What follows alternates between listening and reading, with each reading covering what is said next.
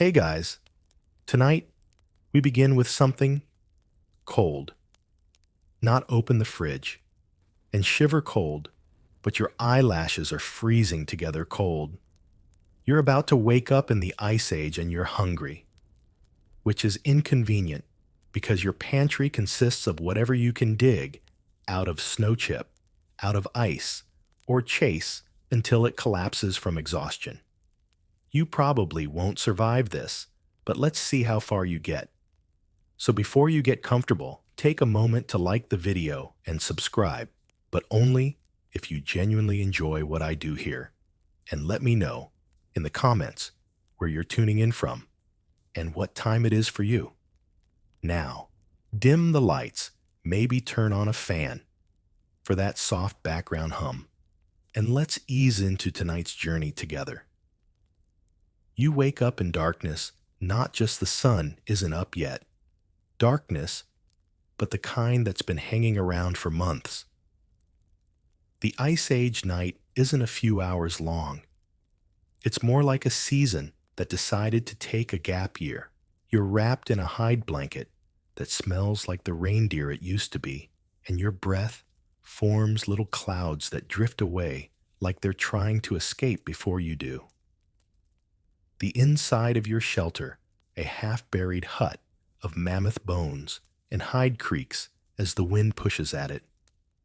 Somewhere outside, snow squeaks under the weight of something moving. Could be a deer, could be a wolf, could be a deer being eaten by a wolf. Either way, you're not getting breakfast in bed. Your stomach growls, and you try to remember what's left from yesterday.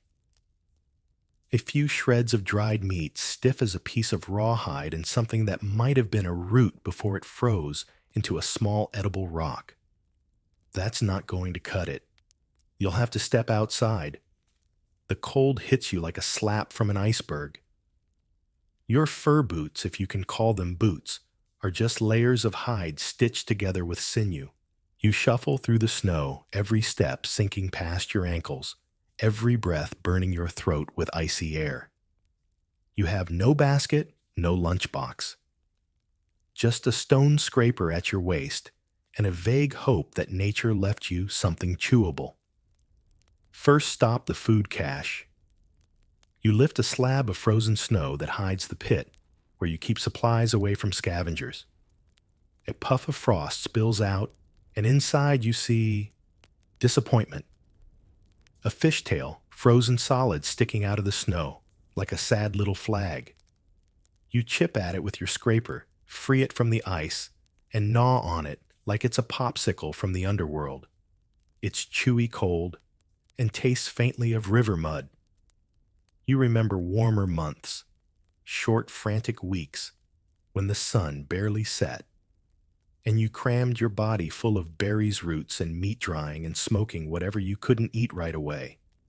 But now it's deep winter, and those bright berries are just a memory. The only fruit you'll find today is the frost clinging to your eyelashes. Still, you keep walking. Your best bet is to find something trapped in the snow, a rabbit that misjudged a drift. Or, if you're really lucky, leftovers from a predator's kill. It's not glamorous, but in the Ice Age, you take whatever calories you can find. And that's when you spotted a patch of disturbed snow fur poking through. You kneel, brush away the powder, and find the stiff body of an Arctic hare. Its eyes are glazed, its fur crusted with frost, but in this weather, it's practically pre-refrigerated. You don't have the luxury of cooking right now. The cold saps your energy too quickly, so you cut a strip of meat with your scraper and chew. It's stringy. It's cold. It's food. The warmth of the calories spreads slowly through you, even as your jaw aches from biting frozen flesh. You think about saving the rest for later, but later is a dangerous word here. In the Ice Age, later often belongs to the wolves. As you walk back to your shelter, meat in hand, the horizon lightens just a shade, reminding you that day still exists. Somewhere. But for now, the Ice Age breakfast is done. Tomorrow it might be a root, or a frozen fish, or nothing. And that's the real menu of survival here, whatever's still moving slower than you are. You've made it through the morning with a frozen hare and the faint dignity of not being eaten. First, congratulations. But by midday, your stomach is already negotiating a coup against your better judgment. The Ice Age doesn't do second breakfasts. It does survival meals, and that means finding something bigger and more dangerous. Somewhere in the distance, a low resonant sound rolls over the frozen plain. Not wind, not thunder. It's the grunt of something that could feed you for a week, maybe a month, if you could bring it down a mammoth. The walking grocery store of the Pleistocene, a creature so big that your tiny human brain can't quite decide whether to worship it or throw a spear at it. The problem is, you're not exactly armed to the tusks. In your hand, a spear tipped with chipped flint lashed to a shaft with rawhide. It's sharp enough to scratch the hide of a mammoth, but scratch isn't what you need. You need to kill it quickly, before it turns you into a red stain on white snow. You're not hunting alone. No one is foolish enough to face a woolly tank without backup. Your small band of shivering, half-starved companions fans out, moving slow to avoid crunching the snow too loudly. Breath hangs in the air like smoke signals, and the wind carries the scent of your sweat right toward your prey. The mammoth headlow is busy scraping snow away with its trunk to get at the frozen grass beneath.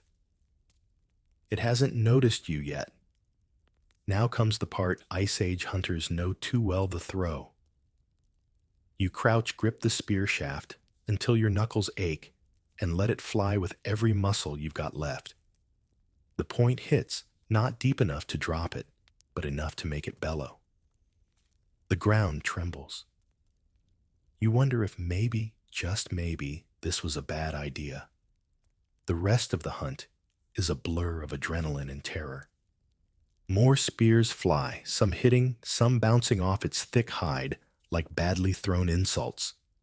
The mammoth charges once, twice, but your group manages to scatter each time, pulling it toward a patch of ice you scouted earlier. The creature's massive weight cracks the surface just enough to slow it down. Then, one final thrust to a vulnerable spot, the neck where the hide is thinner. It's over. The great body slumps, steam rising from its wounds into the cold air. There's no celebration yet. You're too tired, too aware that predators will smell this feast from miles away. The butchering begins immediately. Stone tools saw through hide, as tough as cured leather, peeling it back to reveal thick red meat that still radiates warmth. You eat some right there raw, because your body needs heat and fuel now, not after you've gathered firewood. It's chewy, iron-rich, and utterly primal, the kind of meal that tastes like it might just keep you alive another week. Someone cuts chunks of fat, the real prize for cooking later. Fat burns slow inside you, the Ice Age equivalent of a battery pack. Every part of the mammoth is claimed meat, for today strips to dry, and smoke for later bones. For tools and shelter frames, sinew, for binding hide, for clothing. Nothing goes to waste. You even collect the marrow from the largest bones, cracking them open with rocks and sucking the rich, greasy warmth straight from the splintered ends. By the time you trudge back toward camp, loaded with more meat than you thought you could carry, the snow is stained the air heavy with the scent of blood and victory. You're not just full, you're alive, and in the Ice Age, those two things are the same. But even as you chew one last piece of warm meat before curling up under your reindeer hide, you know the truth. Tomorrow, the herd will move farther away. The next hunt will be harder. and you'll be hungry again sooner than you think. The fire in your shelter has burned down to embers, throwing a dim orange glow over the heap of mammoth meat you and the others dragged back yesterday. It's a sight both comforting and dangerous. Comforting because you're not immediately starving, dangerous because it smells like an all-you-can-eat buffet to every predator within a mile radius. You're chewing a strip of half-dried meat when you notice one of the elders squatting over a mammoth leg bone. It's as long as your arm, thick as a tree branch, and heavy enough to make a decent weapon. But he's not planning to hit anyone with it. He's holding a hammerstone, one sharp crack against the middle of the bone, then another, and the hollow sound changes to a satisfying splinter. The smell hits you first, warm, fatty, almost sweet. It's marrow. Ice Age dessert. Not the kind you save for the end of the meal, but the kind you dive into before anyone else gets the bigger scoop. You've eaten marrow before, but not like this. In summer, you'd roast the bone a little to soften the fat, letting it drip onto whatever you were eating. But in the dead cold of winter, the marrow stays thick and creamy, clinging to the splintered bone in pale golden clumps. You grab a shard and use it like a spoon, scraping out the inside. The texture is smooth, almost buttery, melting on your tongue in a way no frozen meat ever could. The taste rich, a little nutty, and so packed with calories that you can feel your body warming from the inside. It's not just food, it's insulation. You eat slowly at first, savoring until instinct takes over, and you're scraping at the last stubborn pockets like your life depends on it. Because it does. Marrow is the Ice Age's secret weapon. You can strip a carcass, bare smoke the meat, stretch the fat, and still weeks later crack open a bone for one last burst of energy. That's why bones are stored carefully in pits or under snow. They're like time-release food capsules for when hunting fails. The others are working their own bones, now cracking, scraping, sucking, sharing. Children gnaw at smaller reindeer bones, too young yet to wield a hammerstone, but smart enough to squeeze out every drop of warmth from the hollow inside. You notice the elder tossing the emptied bones into a separate pile. Later they'll be shaped into needles, fish hooks, or even flutes for the rare moments when there's energy for music. Of course, marrow eating isn't without hazards. Every so often, someone smacks a bone too hard and sends greasy shards flying, or cuts a hand on a jagged edge. And if you leave the pile unattended, foxes will sneak in, gnawing on what you missed, leaving nothing but tooth-scored scraps. By the time your hands are slick with fat and your stomach feels pleasantly heavy, the cold outside has deepened into that special kind of Ice Age night where the air bites harder than any wolf. You curl up by the embers, feeling the slow burn of marrow energy settling into your limbs. It won't last forever. Tomorrow, you might be digging under snow for roots or picking over what's left of a carcass the wolves abandoned. But for now, you're full, and the wind outside sounds just a little less cruel. Morning comes, or rather the sky turns from black to a lighter shade of black, and the meat pile is smaller than you remember. Not because you ate it all, but because someone forgot to pile enough snow over it last night. The tracks outside tell the story. Foxes, maybe a wolverine, had a feast while you slept. That's the Ice Age for you.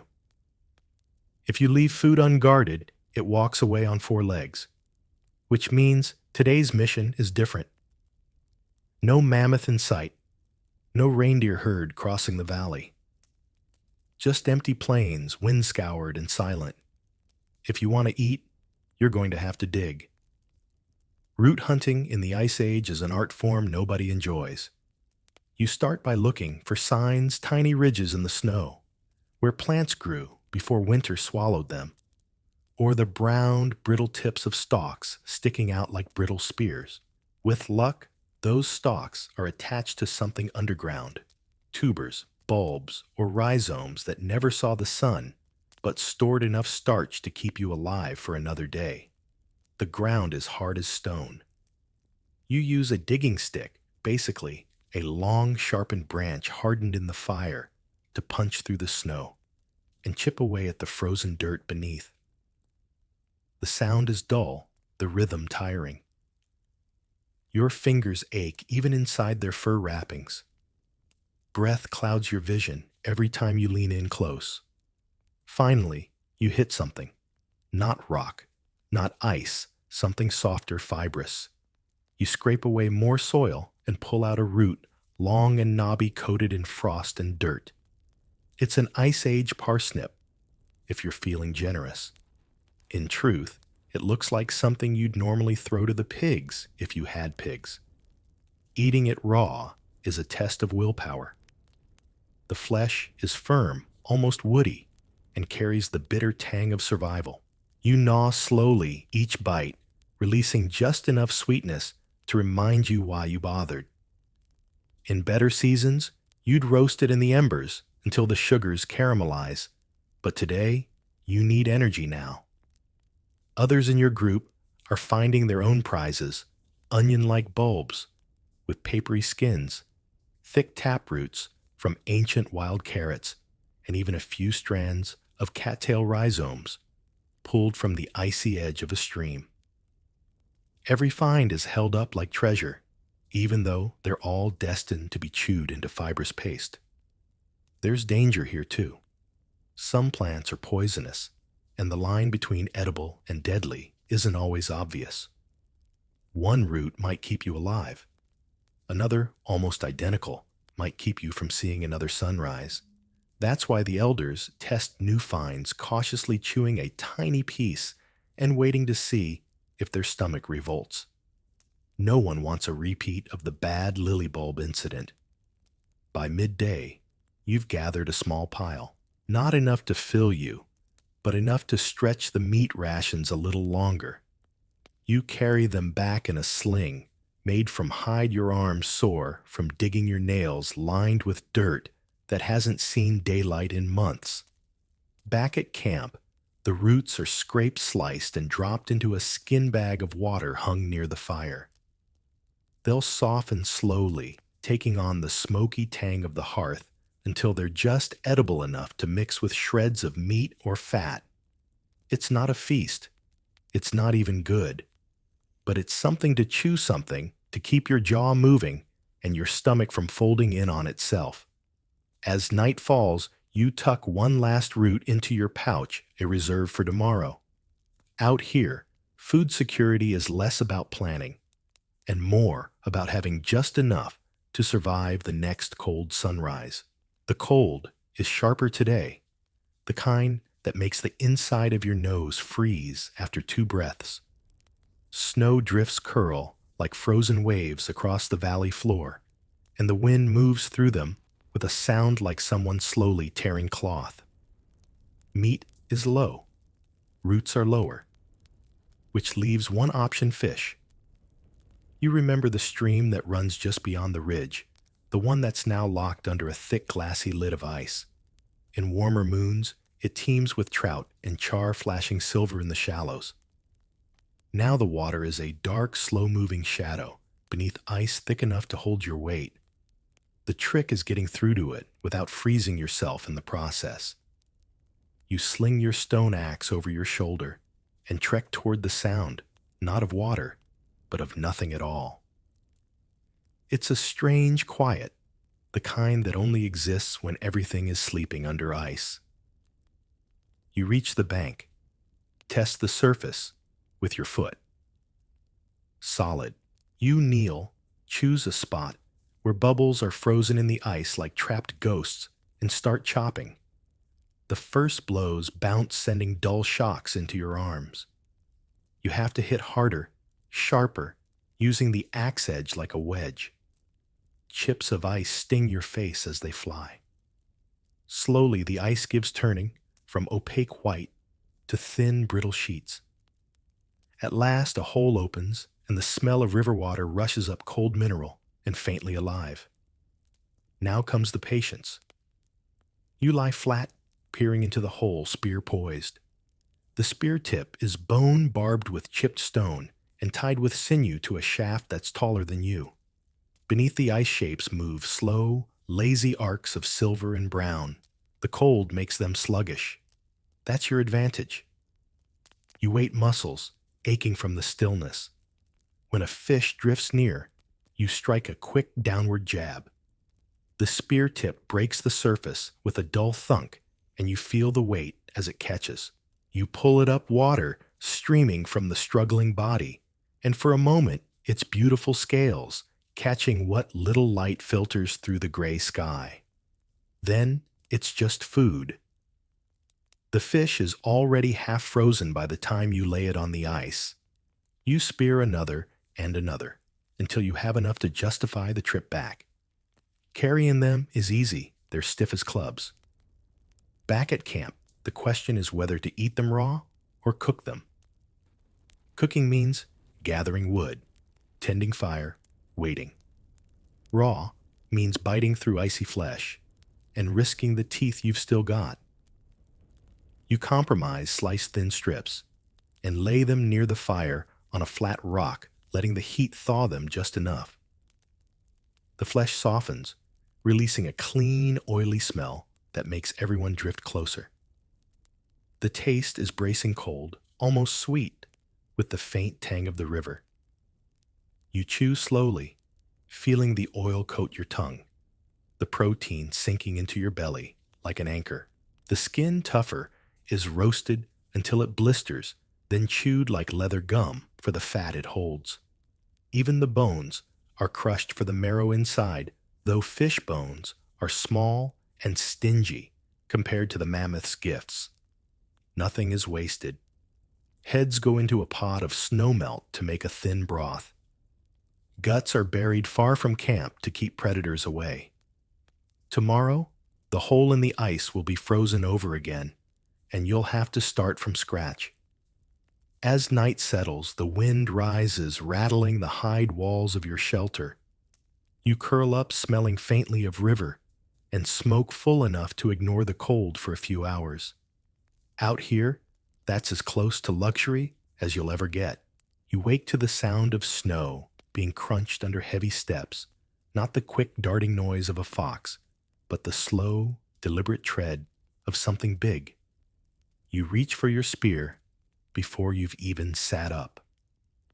Through a gap in the hide wall, you see it, a reindeer head down, foraging under the snow. Its lean ribs faintly visible under its winter coat, but to you, it might as well be carved from solid food. The herd has passed you by for weeks now, and this straggler is an opportunity you can't ignore. The hunt is short and brutal. You and two others fan out, moving in low arcs to close the space. The reindeer's head snaps up, nostrils flaring, but the snow slows its escape. Your spear finds its mark, the shoulder, and it stumbles. A second blow ends the chase. The first thing you do isn't skinning. It isn't even butchering. It's the blood. In this cold, fresh blood doesn't stay liquid for long, but in those few minutes, it's a source of heat and nutrition you can't afford to waste. One of your companions kneels beside the fallen animal, holding a skin bag beneath the wound, while another massages the neck to keep the flow steady. Steam rises in the frigid air, turning the scene into a strange red cloud. You take your share in a carved horn cup, still warm from the animal's body. The first sip is startling, metallic, thick, almost sweet, in a way that makes your stomach tighten and your body sigh at the same time. It's not a drink in the way we think of one now. It's a rush of iron and fat, quick energy you can feel moving into your limbs. Blood drinking isn't rare out here. It's survival science passed down from people who learned that warmth can come from the inside. The elders say it keeps your strength up in long hunts, staves off hunger, even sharpens the mind. You're not sure about the last one, but you know it keeps you from shaking in the cold. Of course, there are rules. You don't take too much from an animal you plan to keep alive.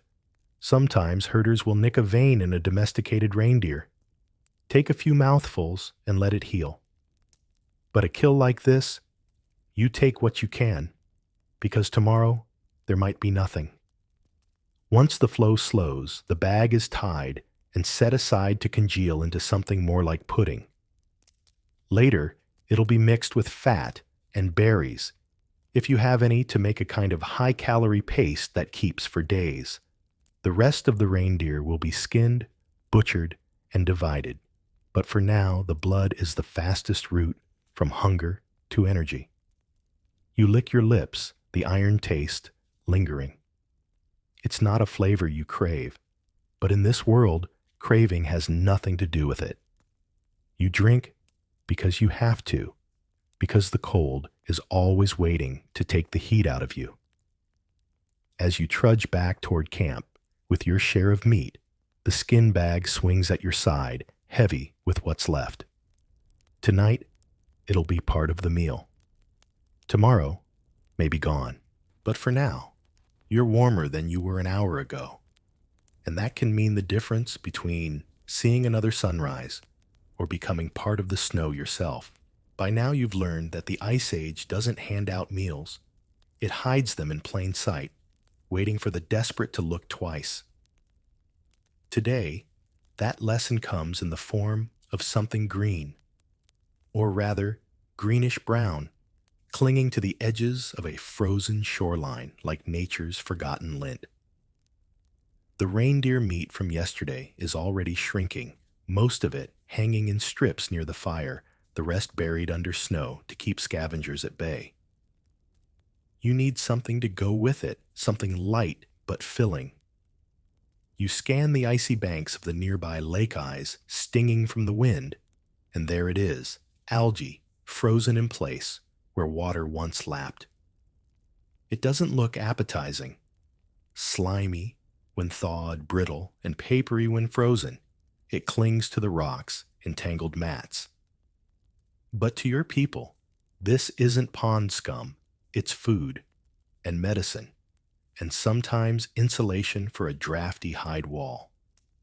Out here, it's what you make of it. You crouch and chip at it with a scraper, the ice breaking into salty vegetal shards. Some pieces are laced with grit, others with a faint smell of fish. You gather it into a hide sling, careful not to take too much from one spot. You'll be back here again before the cold breaks. Not far away, there's another kind of green moss, pushing through cracks in the ice where snow has melted just enough. It's soft under your fingers, springy and faintly earthy smelling. The elders say moss can be eaten fresh, boiled, or dried, and ground into powder to thicken stews. They also say it will keep you alive when the meat is gone, though you'll never feel truly full. Back at camp, you thaw the algae near the fire. It curls and softens, releasing a smell that's half sea breeze, half old boot. You tear off a strip and chew. It's salty chewy and faintly sweet with a crunch of ice crystals in the middle. It's not bad, in fact. After weeks of meat and roots, it tastes almost fresh. The moss you toss into a pot with melting snow along with slivers of reindeer fat. The result is less a soup and more a hot greenish sludge that coats your tongue like warm mud. You eat it anyway, letting the heat chase away the chill in your fingers. This kind of food doesn't just feed your body. It fills the space in your mind where hopelessness likes to sit. You know you've eaten something alive, something that grew here despite the cold, something that will grow again when the ice pulls back. As night falls, you store the leftover moss in a skin bag, wrapping it tight. Tomorrow, if the hunt fails and the snow drifts in, you'll be glad to have it. Out here, survival isn't about what you want. It's about what's still here when everything else is gone. You almost forget the taste of sweetness until you see it again, a flash of dark red against the pale fur of a hide bundle. It's a reminder that once, not long ago, the sun stayed in the sky for most of the day, and the land offered more than frozen meat and roots. In summer, berries are everywhere, low bushes sagging with weight, the air thick with the smell of ripeness. You and your people spend days filling woven baskets and hide sacks, not just eating until your lips are stained purple, but preparing for the long cold to come. Every berry you can't swallow on the spot is dried in the sun or smoked over the fire until it shrivels into a chewy, wrinkled jewel. Those bundles are your treasure now. Hidden high on a shelf of mammoth ribs inside the shelter, away from damp and away from greedy hands. They're small, each bundle barely enough for a handful per person, but their value is greater than any spearhead. Today is a day to open one. The hunt yesterday brought back nothing but windburn, and the dried fish stash is down to its last brittle fillets. You untie the bundle with care, the knot stiff from frost, and the scent that escapes is a ghost of summer tart, rich and faintly smoky from the drying fires. Dried berries aren't just a treat, they're medicine. Their sugars give quick energy, and their tartness cuts through the heaviness of meat and fat. Some say they keep sickness away, though whether that's magic or just the relief of variety, no one really knows. You pass them around, each person taking only a few. They're chewed slowly, almost reverently, until the skin softens and the juice bursts over your tongue. Even the seeds are swallowed, because waste is a luxury you can't afford. A few of the older hunters drop theirs straight into the boiling pot, letting the tartness seep into the broth, turning it a faint red. There's talk, quiet and brief, of the berry-gathering days, the sun on your back, the sound of insects, the occasional thrill of finding a bush no one else has spotted. But those are memories you don't linger on. The berries in your mouth are the only summer you have right now, and you need them to last. When the bundle is tied shut again, it's lighter, maybe half of what it was. You hide it back on the rib shelf, the space between your shoulders and the cold world outside just a little warmer for having tasted sweetness again. Tomorrow, the snow will still be deep, the wind still sharp, and the hunt still uncertain. But tonight, you fall asleep with a tang of berries on your tongue, a reminder that even the ice age can't freeze everything. The reindeer carcass from 2 days ago is now just a pile of bones, hide scraps, and a scattering of hoof prints in the snow. But there's one part left that nobody's touched, yet partly because it's not exactly appetizing at first glance. The stomach. It's lying in the snow, where it was set aside during butchering frozen solid into a lumpy greenish balloon.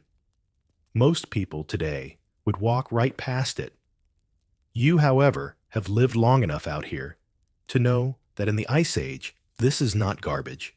This is cookware. A frozen stomach is tough as leather, but flexible once thawed. You drag it back toward camp, stomping the snow away from your boots, and set it near the fire until it softens. The smell that seeps out is memorable.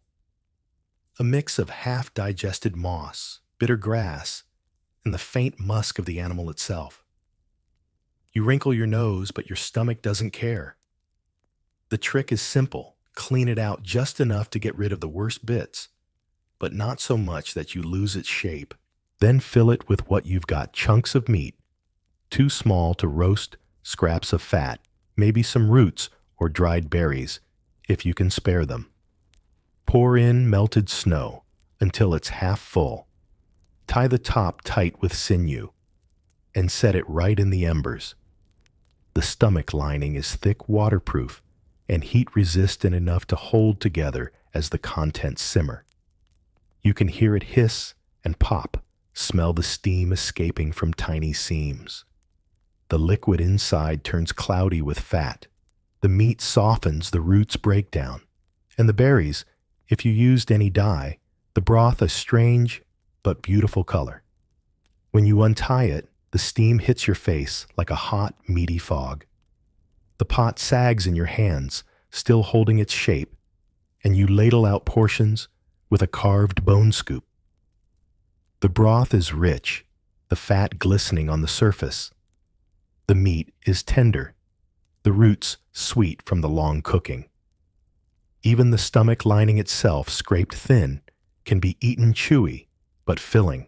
This method isn't just practical, it's ancient.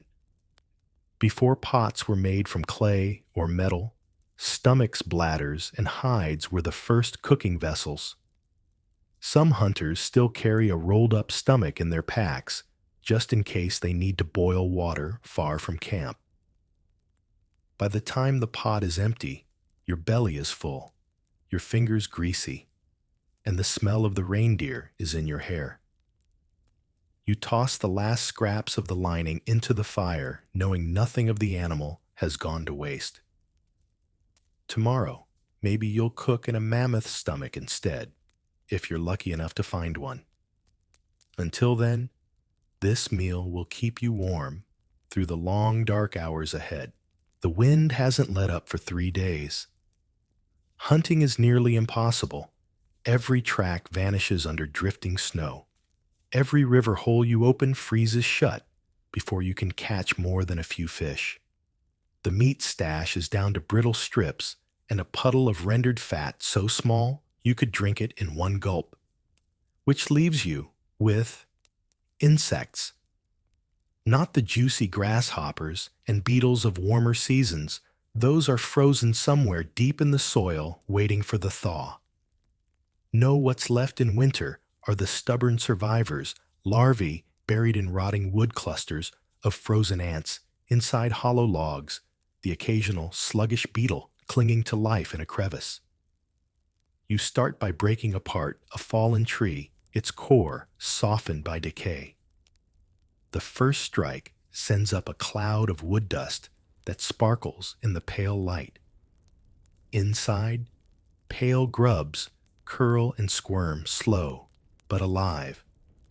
They're fat little cylinders of protein, and fat tasting faintly of the wood they've been eating.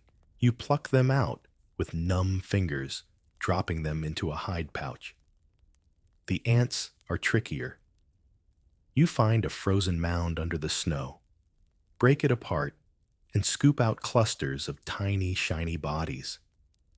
They're too small to eat one by one, so you plan to roast them in a bundle, letting the heat release a nutty smell that's stronger than their size would suggest.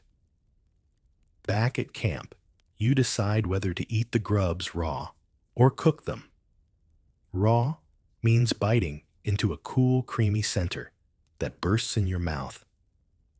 Not everyone's favorite sensation, but fast and efficient. Cooking means skewering them on a thin stick and holding them just close enough to the flames that they blister and pop. The smell is almost like roasting nuts, and for a moment you can pretend it's something better.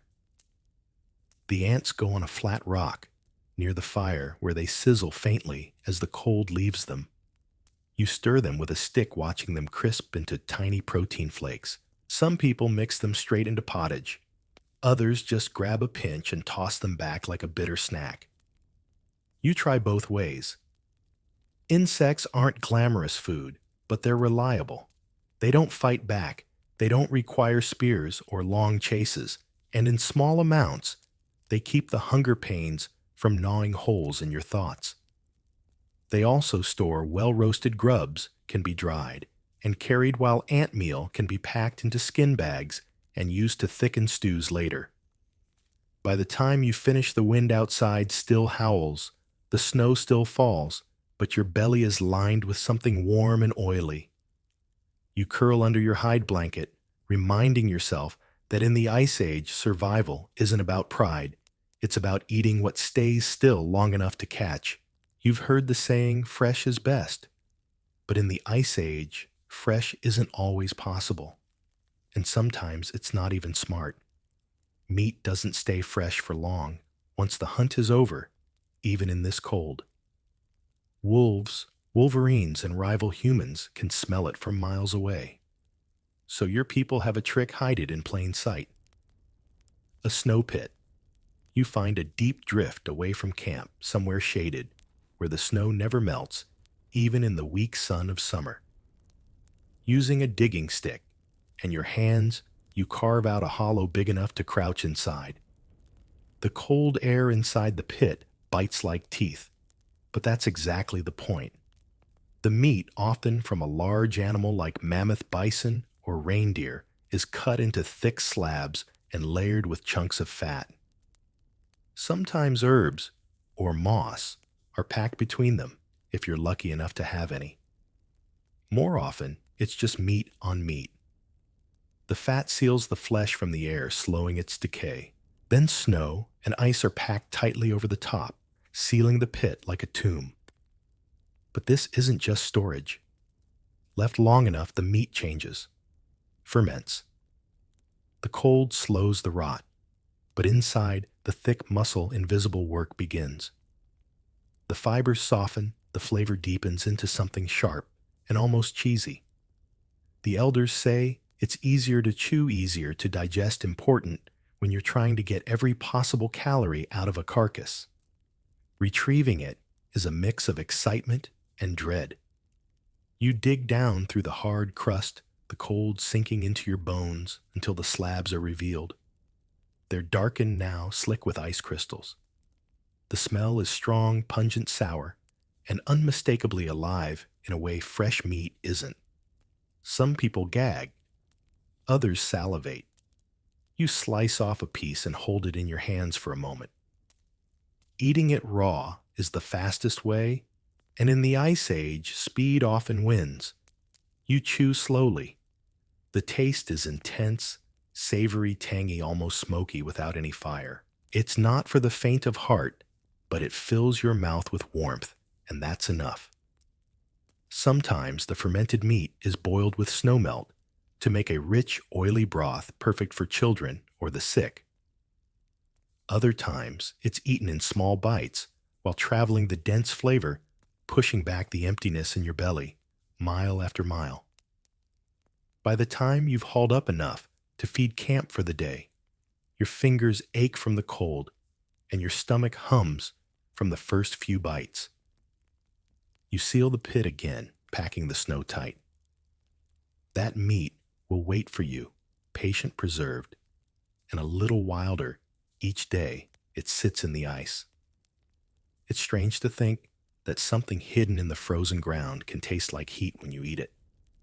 But out here, survival isn't about what's normal. It's about what works. If meat is the muscle that keeps you moving, fat is the fire that keeps you alive. Out here, in the endless cold of the Ice Age, fat isn't just food. It's currency. It's medicine. It's the closest thing you'll ever get to central heating. When an animal is brought down, everyone's eyes go first to the haunches and ribs. But the real prize is the thick, pale layers beneath the hide. Reindeer carry it along their backs and around their organs. Mammoths have slabs so thick they could keep a family warm and fed for weeks. Even a small seal or hare carries enough to give a single hunter the extra push to survive a long night. Today's catch is a seal hauled from the edge of the ice after a tense wait beside its breathing hole. Its blubber is thick and smooth, almost rubbery under the knife. You cut away long strips, the cold making them stiff as candle wax. They're piled on a clean hide, gleaming in the weak light like carved ivory. You can eat it raw, and many do, especially when the cold has sapped every drop of energy from your body. A bite of raw blubber is like swallowing a piece of chilled butter, rich slow, to melt coating your mouth and throat with warmth. It sits heavy in your stomach in the best possible way, releasing energy hour after hour. But fat is also rendered. You chop it into chunks and set them in a hide-lined pit near the fire, letting the heat melt it down into a golden liquid. This tallow is poured into skin bags or bone vessels to be used later for cooking waterproofing boots or rubbing into cracked skin. In the dead of winter, even a spoonful can give you the push to keep walking. Sometimes fat is mixed with berries, if you've got them, or powdered roots to make a travel food that doesn't freeze solid and lasts for weeks. Children chew on frozen fat strips as if they were candy. Hunters carry a lump in a pouch, shaving off bites on the trail. The elders say, "Fat is white gold," and they mean it. A hunter who brings back meat without fat has brought back only half a meal. In lean times, people will fight over who gets the fattiest cut, not out of greed, but because they know it might mean the difference between waking up tomorrow or not waking at all. As the seal fat renders the air inside, the shelter turns rich and heavy. The smell seeps into your hair, your clothes, your skin. You eat until you can't anymore, then wrap the rest and tuck it away. Out here, hunger always circles back. And when it does, fat is the one thing that will chase it off longest. By now, you've eaten meat in every possible form. Fresh frozen, dried fermented, boiled in a reindeer's stomach, even raw from the bone. But some days there's nothing left to eat, except the hide that once kept the animal warm. It starts as a last resort. The food stores are gone, the hunt has failed for a week, and the wind outside makes even the thought of travel painful. In the corner of the shelter, you notice an old strip of hide, maybe reindeer, maybe bison, curled and stiff like a piece of driftwood. It's not meant for eating.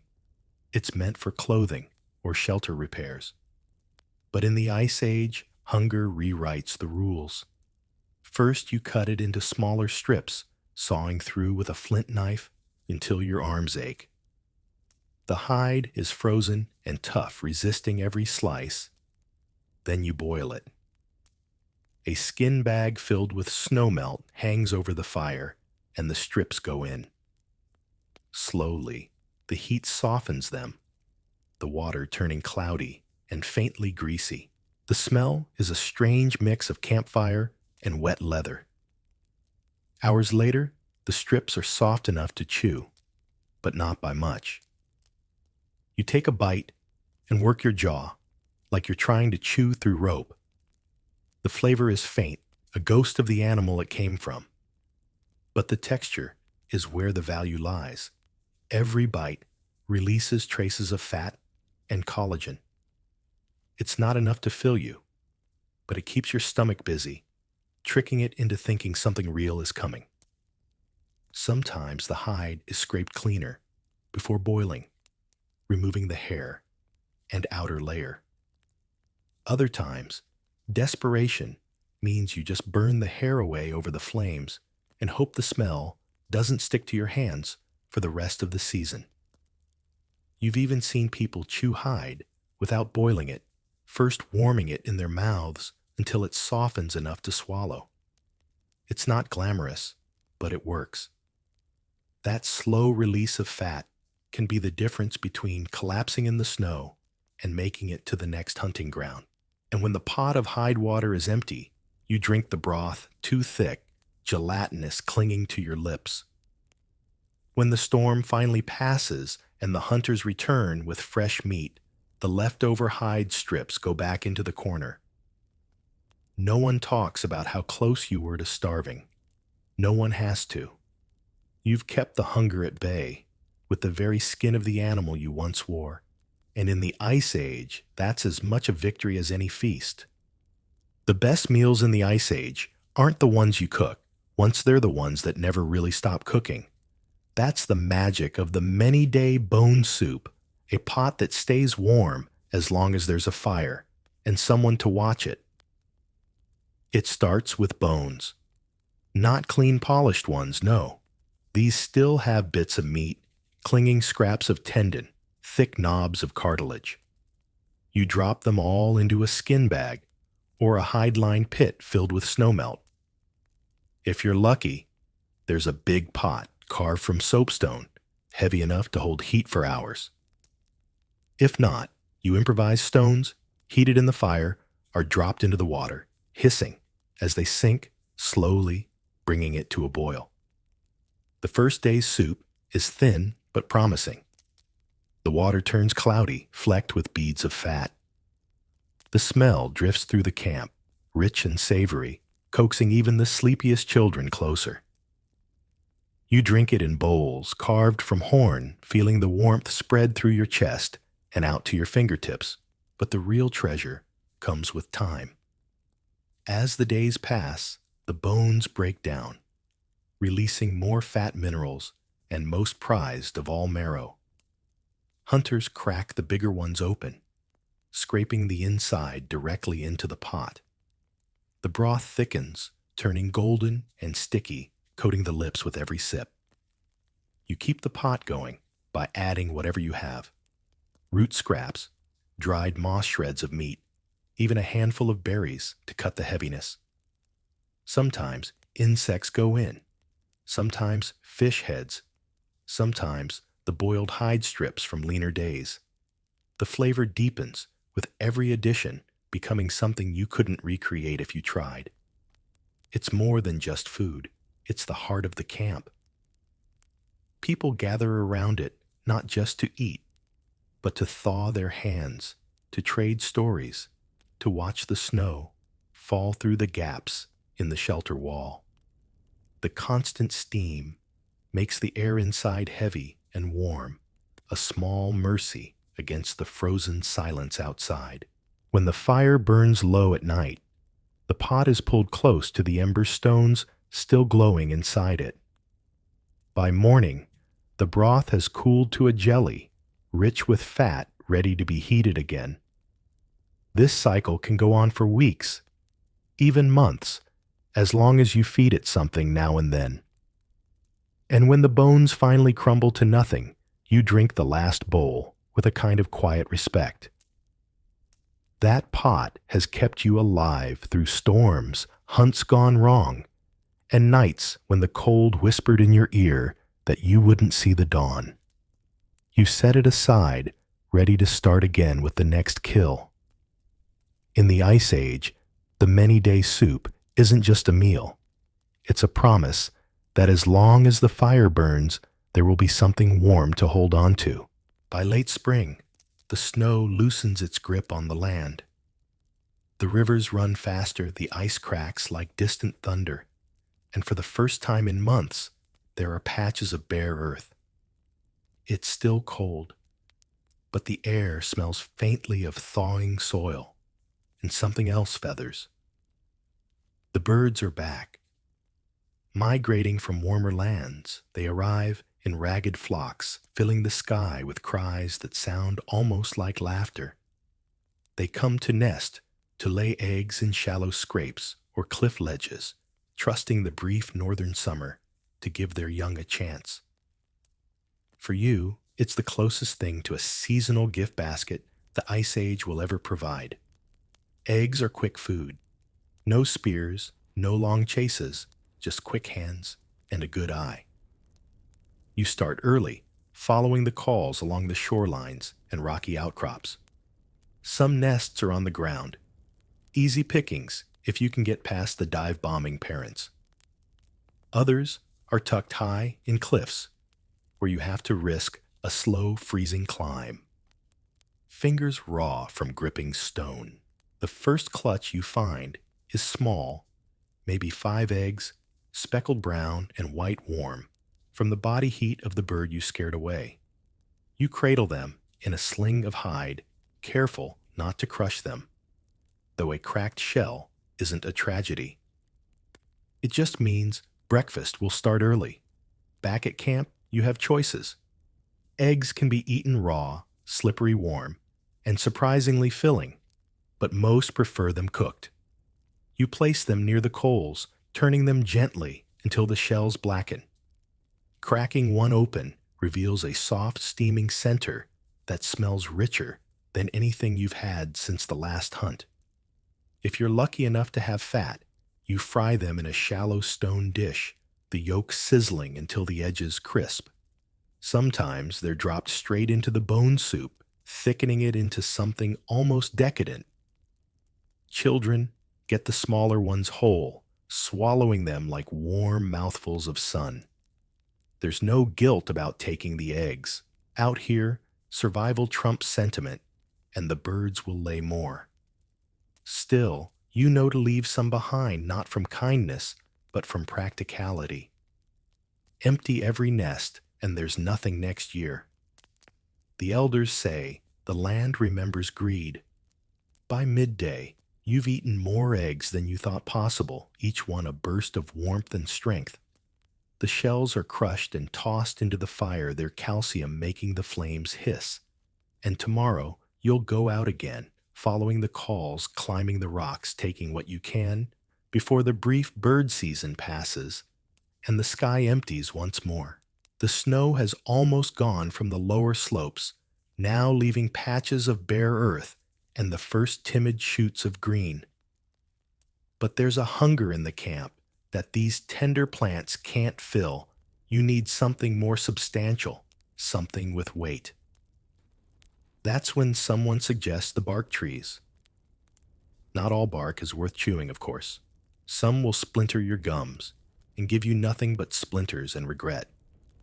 But certain trees, birch pine, willow hide, edible layers beneath their rough outer skin. The elders call it the second skin of the tree, the inner bark pale and fibrous, carrying the lifeblood that keeps the tree alive. And if you know how to take it, keeping you alive too. You hike out to the edge of the forest, where the snow still lingers in the shade. The birches stand tall and pale, their paper-thin outer bark peeling in curls. You choose one that's wide enough to survive the harvest, because stripping a tree completely means killing it, and that's a waste of future food and shelter. Using a stone blade, you cut a long vertical strip through the outer layer. Beneath it lies the treasure, smooth cream-colored bark that smells faintly sweet. You peel it away in strips, each one flexible and damp to the touch. Some pieces are thin enough to chew, right away their fibers soft and mildly sweet like a watery carrot.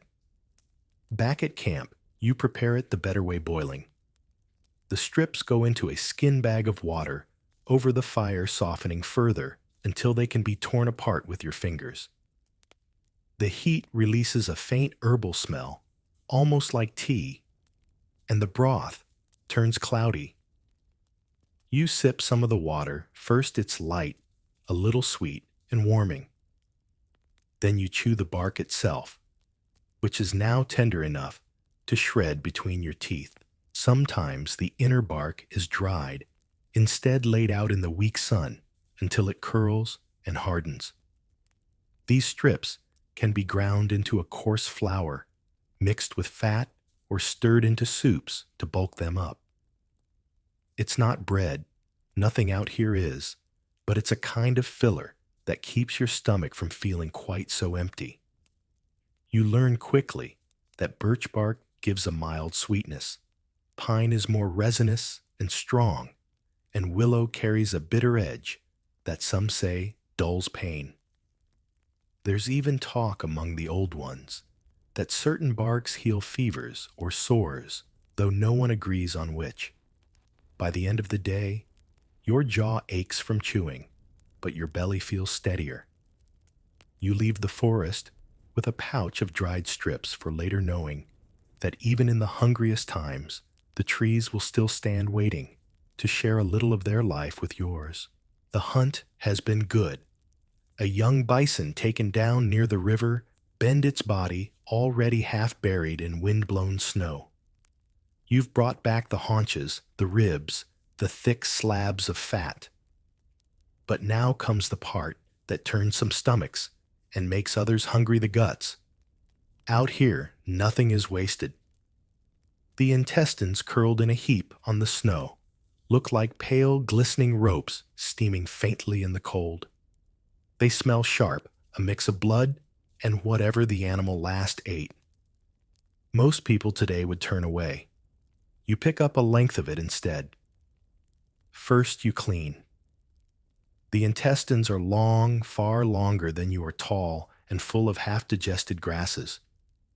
You turn them inside out, the inner lining slick against your hands, and rinse them in a hole chopped into the ice. The water runs brown at first, then clearer each rinse, making them a little less offensive to the nose.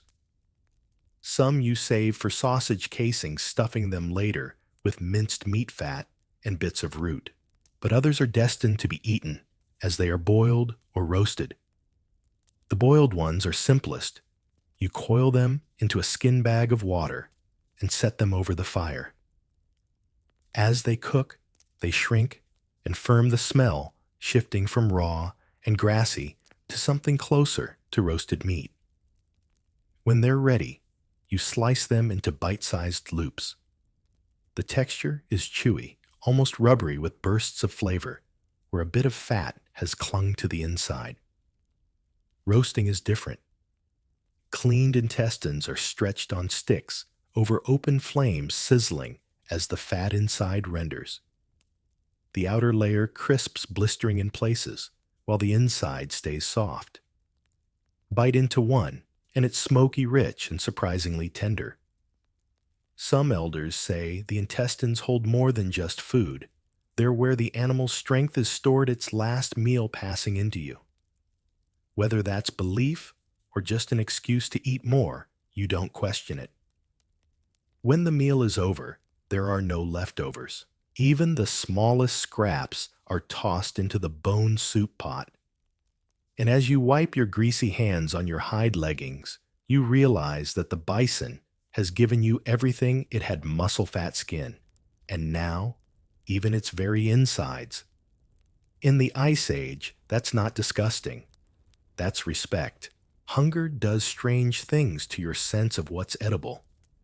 When the meat is gone, the fat scraped clean, and even the bones have been cracked for marrow, your eyes start to wander toward what's left: the hard, seemingly inedible parts, antlers, and hooves. On a good day, these are tools and ornaments.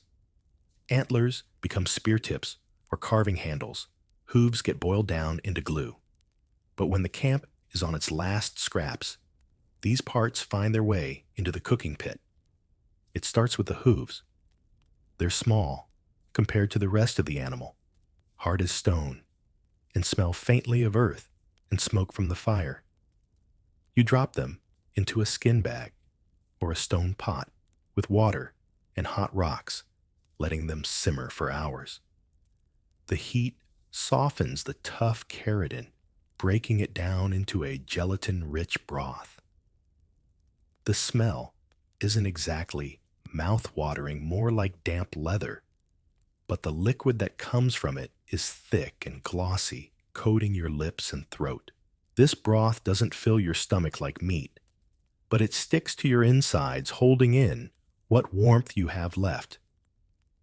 Some say it even keeps your joints from aching in the cold. Antlers are more stubborn. Fresh ones, still covered in velvet, have a thin layer of edible tissue that can be scraped or gnawed. Dried, hardened antlers are another story, but even these can be boiled for days, the water pulling out trace nutrients and making a thin, bone-like tea. In desperate times, people chew the softened tips like flavorless gum, more to keep their jaws moving than for any real taste. You've seen hunters toss bits of antler into the many-day bone soup, letting it share what little it has with the broth. Others roast the velvet-covered tips directly over the fire, the outer fuzz burning away to reveal tender flesh underneath. It's not much, but when hunger gnaws at you, not much can feel like a feast. When the hooves are finally soft enough, you bite into one. It gives way slowly, the texture somewhere between gristle and overcooked root.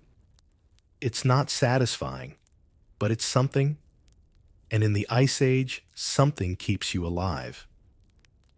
By the time you're done, the pot holds only a cloudy golden liquid. You drink it all, ignoring the faintly barnyard aftertaste.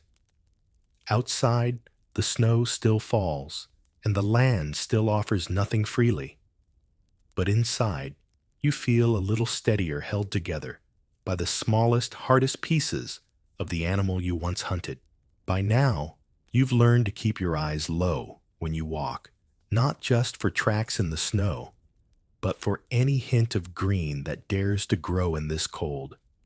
In late spring and early summer, the first plants to push through are often the ones clinging to the least hospitable places, cracks in stone ledges swept bare by the wind, patches of dirt no wider than your palm. You spot them along the cliffs near Camp Small Leaves, hugging the ground, their edges tough and curled from the wind. Some are bittercress, others wild sorrel, and a few you don't have names for, but you've seen the elders chew them without dying, so they're worth a try. Getting to them is a task in itself. The best patches grow where snow can't reach, which means climbing over sharp rocks, your fingers gripping cold stone until the skin aches. You dig into the crevices with a bone scraper, teasing out not just the leaves, but the roots, thin and white, still carrying the memory of stored energy from the winter. Back at camp, you sort the greens, some for eating raw, others for boiling to tame their bitterness. The raw ones are sharp on the tongue, almost peppery, their juices waking up your mouth after months of heavy fatty food. The boiled ones soften into a dark, earthy mass perfect for mixing with fish or roots. If there's fat to spare, you fry the leaves on a flat stone, letting them crisp and curl. The smell is faintly nutty, and for a moment it feels like a luxury, even though you're just eating weeds from a cliff. The roots, stringy but sweet, are chewed slowly, the fibers working like a brush on your teeth. The elders say these greens keep sickness away, something about clearing the blood. Maybe it's true. Maybe it's just that eating something fresh reminds you the world still grows, even here. You tuck a few leaves into your pouch for later, their faint green smell clinging to the hide. As the sun dips, you think about the plants. You didn't pick the ones you left to grow, to spread their seeds, to be there next year. Out here, you can't afford to take everything at once. Survival isn't just about this season. It's about making sure there's still something alive when the snow comes again. Meat is precious. But in the Ice Age, it's never just the hunt you have to worry about. It's the thieves. Wolves, wolverines, foxes, even other humans, all with noses sharp enough to smell your kill from miles away. Leave your food on the ground, and you'll wake up to nothing but paw prints in the snow. That's why your people build the meat racks.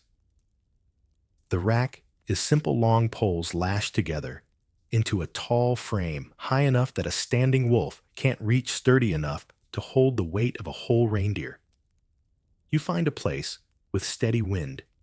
The air itself is part of the drying process, and close enough to camp that you can keep an eye on it.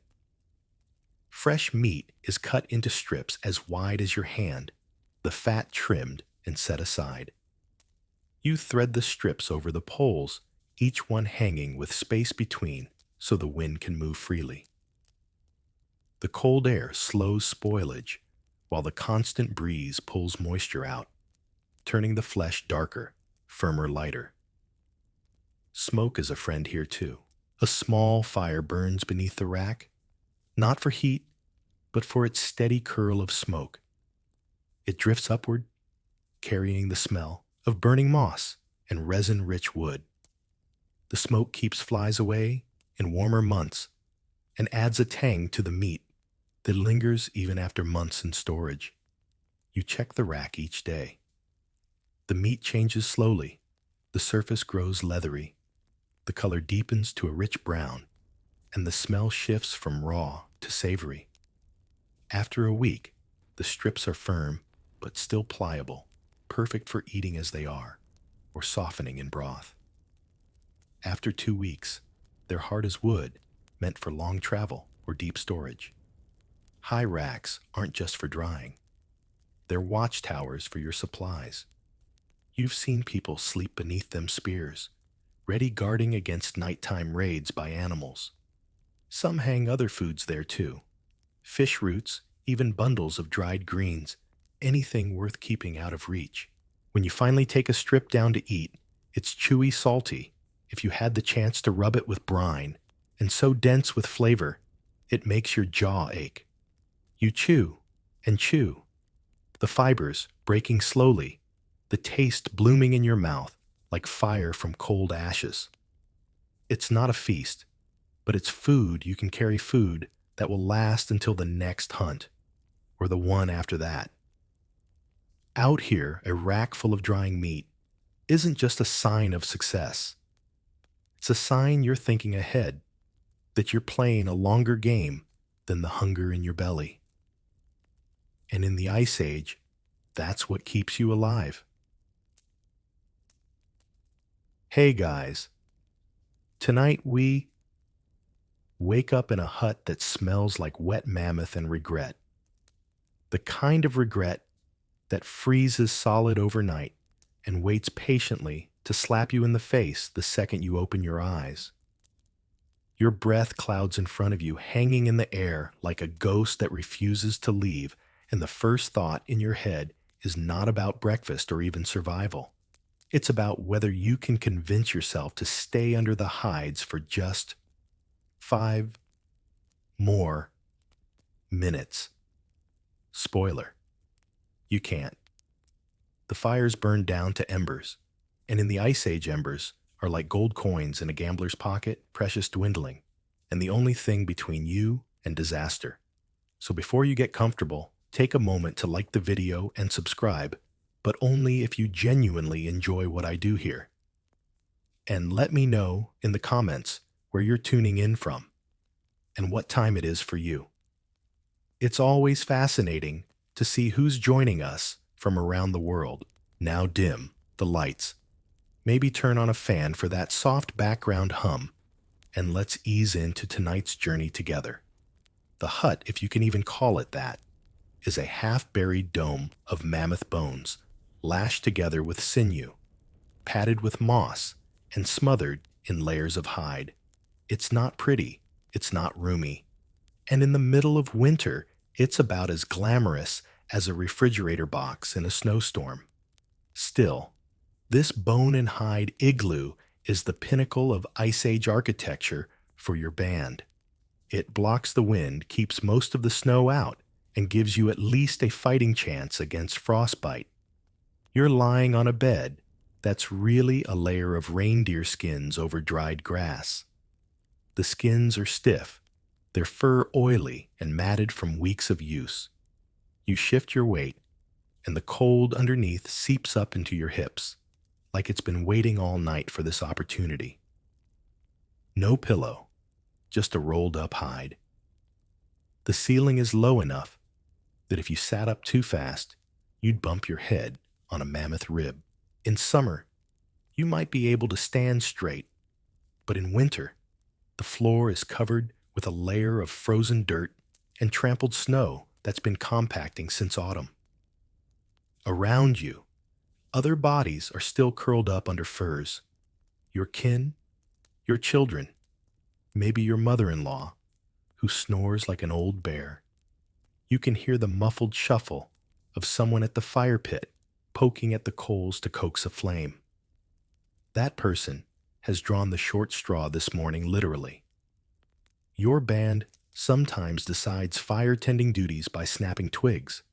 Shortest twig gets to crawl out from under the hides first. Lucky them. The air inside the hut smells of smoke, old meat, and the faint ammonia of urine from the hide scraps used for insulation. You breathe shallowly until you get used to it, which happens quicker than you'd like to admit. Ice Age life trains your senses to stop complaining early.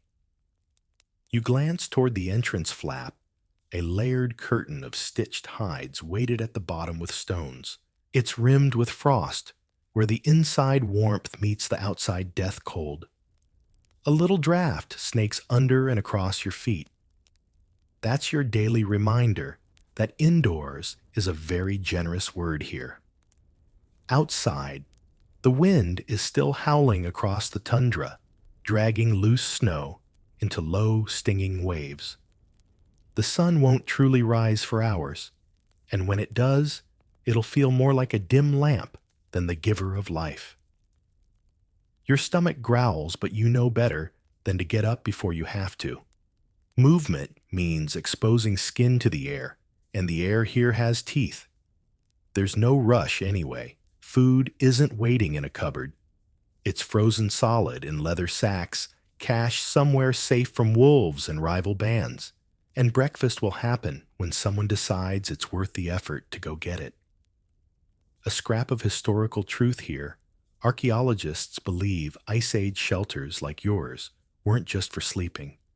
They were workshops, kitchens, nurseries, and social hubs all crammed into one. Everything happened in the same cramped space because stepping outside for too long could kill you. And that's if the cold didn't get you first. Many think that these winter camps were semi-permanent, used year after year, until the hides rotted and the mammoth bones sank deeper into the soil. Others argue that your people moved more often chasing herds even in the dead of winter.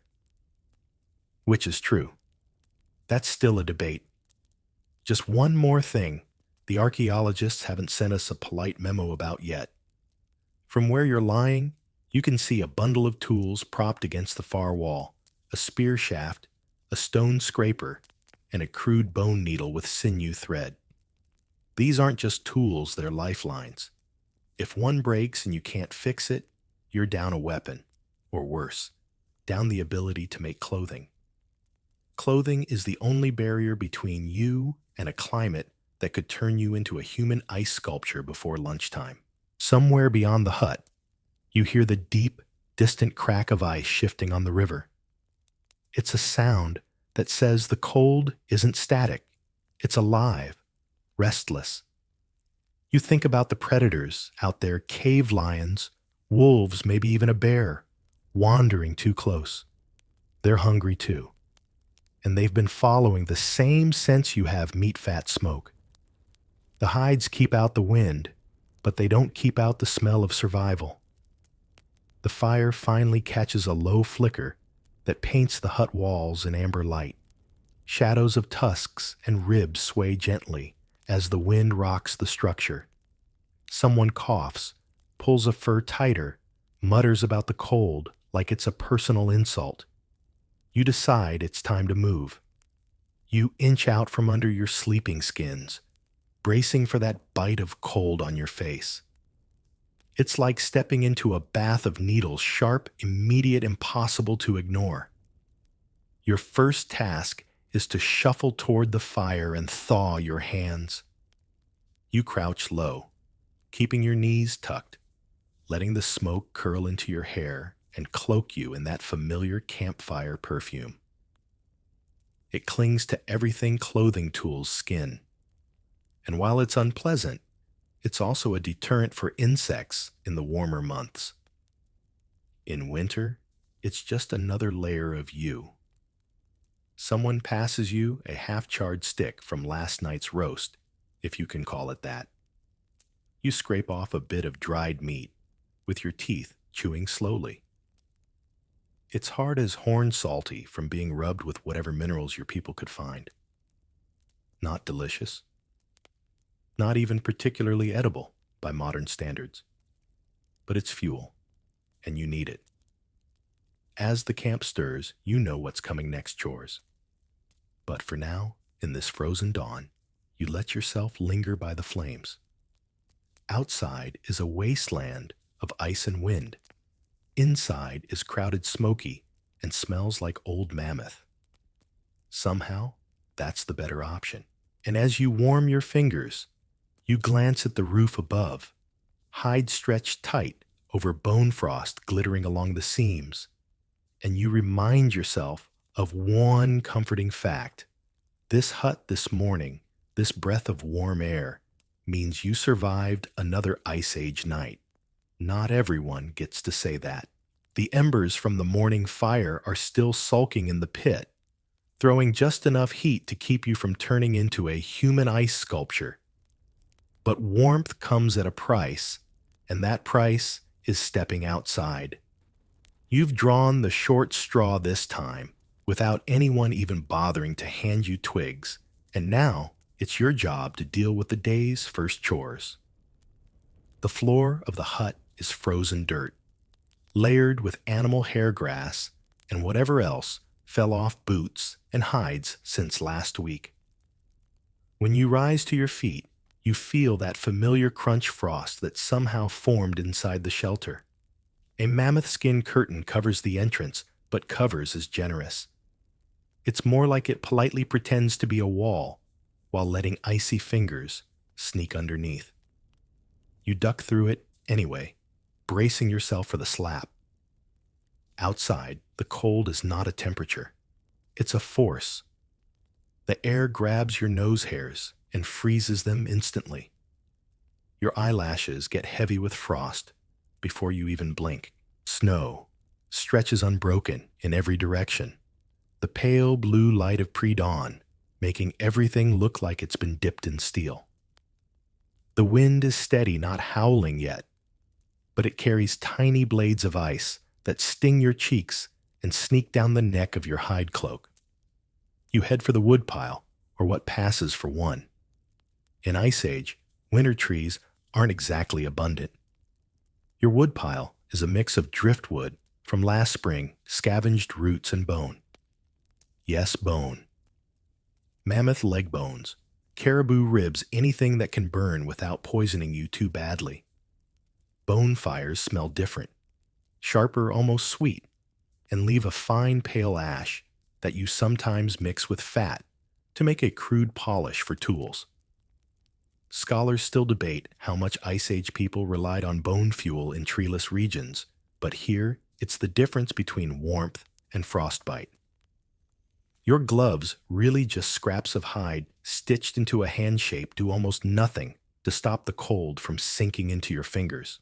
The wood is frozen to the ground, so you pry it loose with a stone lever, working quickly before your knuckles lose sensation. Every few seconds, you have to stomp your feet, both to keep the blood moving and to remind yourself they still exist. Once you've got an armful, you make the shuffle back toward the hut, leaning into the wind, like it's a physical barrier. Your breath hangs in front of you, freezing into little crystals that drift away. The door flap fights you as you push it aside, stiff with ice along its seams. Inside the hut feels like a tropical resort, compared to outside if that resort were in the business of smelling like boiled hide and smoke. You drop the fuel beside the pit, and someone already has a spark going from flint. Flint strikes are quick, but your people don't waste them. The sparks fall onto a nest of dry grass and shredded bark coaxed into flame with careful breaths. Your next task is less glamorous, sweeping out the cold spot. Every shelter has one where the draft creeps in and piles snow against the inner wall. If you don't clear it, the ice will melt during the day's brief warm spell, soaking everything in its path. The tool for the job is a broom made from stiff twigs, bound with sinew. You scrape the snow toward the entrance, careful not to scatter it onto sleeping hides. The old dog in the corner eyes you, like you've just disturbed his personal refrigerator. Of course, no Ice Age chore list is complete without the most dreaded emptying the waste pot. It's a big, shallow container, carved wood, if you're lucky, woven grass, lined with hide if you're not, that everyone has been politely ignoring since last night. In summer, you take it far from camp, but in winter, far becomes just outside the windbreak. You lift it carefully, trying not to slosh. The cold hits you again as you step out and you pick a spot where the wind will scatter the scent. This is survival, but it's also community politics. If the smell drifts toward another family's hut, you'll hear about it before sunset. Back inside, the hut's waking up. Someone's slicing frozen meat into strips with a stone blade, the sound crisp and sharp in the still air. A child coughs, and their mother wraps them tighter in fur. The fire crackles louder now, licking at the wood and bone you brought in. Your cheeks are thawing, which stings worse than the cold did. You glance at the doorway, knowing you'll be back out there soon. Ice Age life doesn't allow for idle hours. You'll need more water before midday, more wood before night. And maybe if the sky doesn't darken with snow, you'll go check the traps. But for now, you crouch by the fire, rubbing your hands over the heat, pretending you're not already planning how to avoid tomorrow's short straw. Historically, women's winter chores in Ice Age communities were a balancing act between survival tasks and the constant maintenance of camp life. Archaeological digs have found sweeping tools, hide scrapers, and even waste pits carefully located to avoid contaminating living areas. Clear evidence that keeping a shelter habitable was as strategic as hunting itself.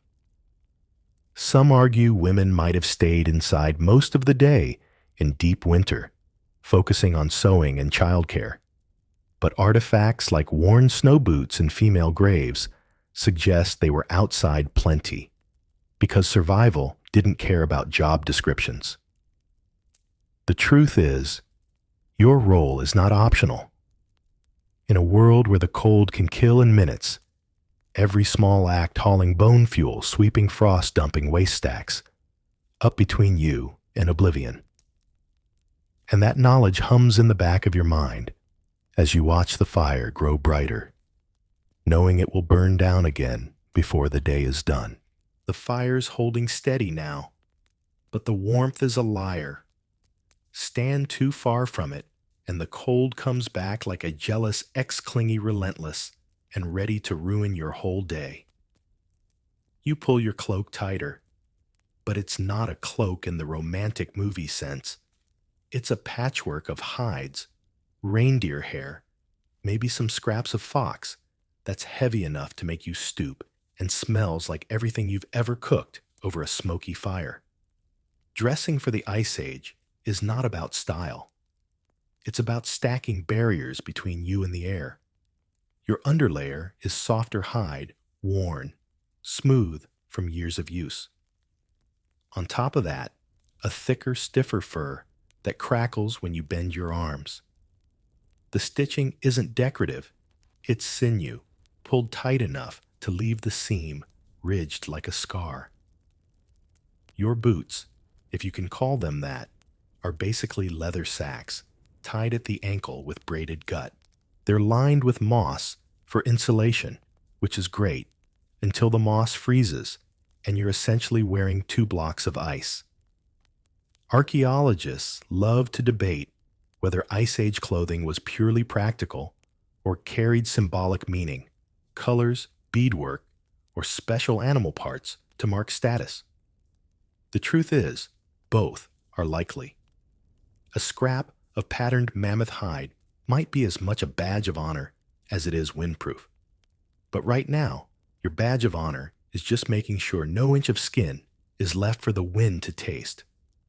The cold has a way of finding gaps, a little space at your wrist, and suddenly you've got a ribbon of icy air running up your sleeve, a loose seam at your boot, and your toes start to feel like they've been replaced with stone. You fix these problems, constantly pulling, tucking, tying, because once frostbite sets in, you're done. There's no ointment, no surgery. No, I'll get that looked at next week. There's only losing a finger and hoping it stops there. You glance across the hut to where an older woman is repairing a tear in her son's parka. She's working with a bone needle, the eye barely large enough for the sinew thread. The thread is slick with fat to keep it from fraying, and she pushes it through the hide with a practiced twist of her wrist. It's the kind of skill you can't learn from watching. You have to feel the tension of the sinew, the give of the hide, the exact pressure before it splits. Sewing isn't a women's task. In some gentle, leisurely sense, it's survival engineering. Every stitch is the difference between a coat that blocks the wind and one that turns into a portable freezer. And you don't just sew clothes. You repair boots, sleeping hides, storage sacks, even the bindings on sleds. The toolkit for this is small, but precious: a flint awl for punching holes, a scraper for thinning hide needles of bone or ivory, and sinew spun from the backs of deer legs or mammoth tendons. If any of these tools break, replacing them is an ordeal. The younger girls in the hut are learning too. One is threading beads made from pierced shells and wolf teeth onto a strip of hide. Not just for beauty, beads make good barter, and sometimes they're sewn into clothing for luck or protection.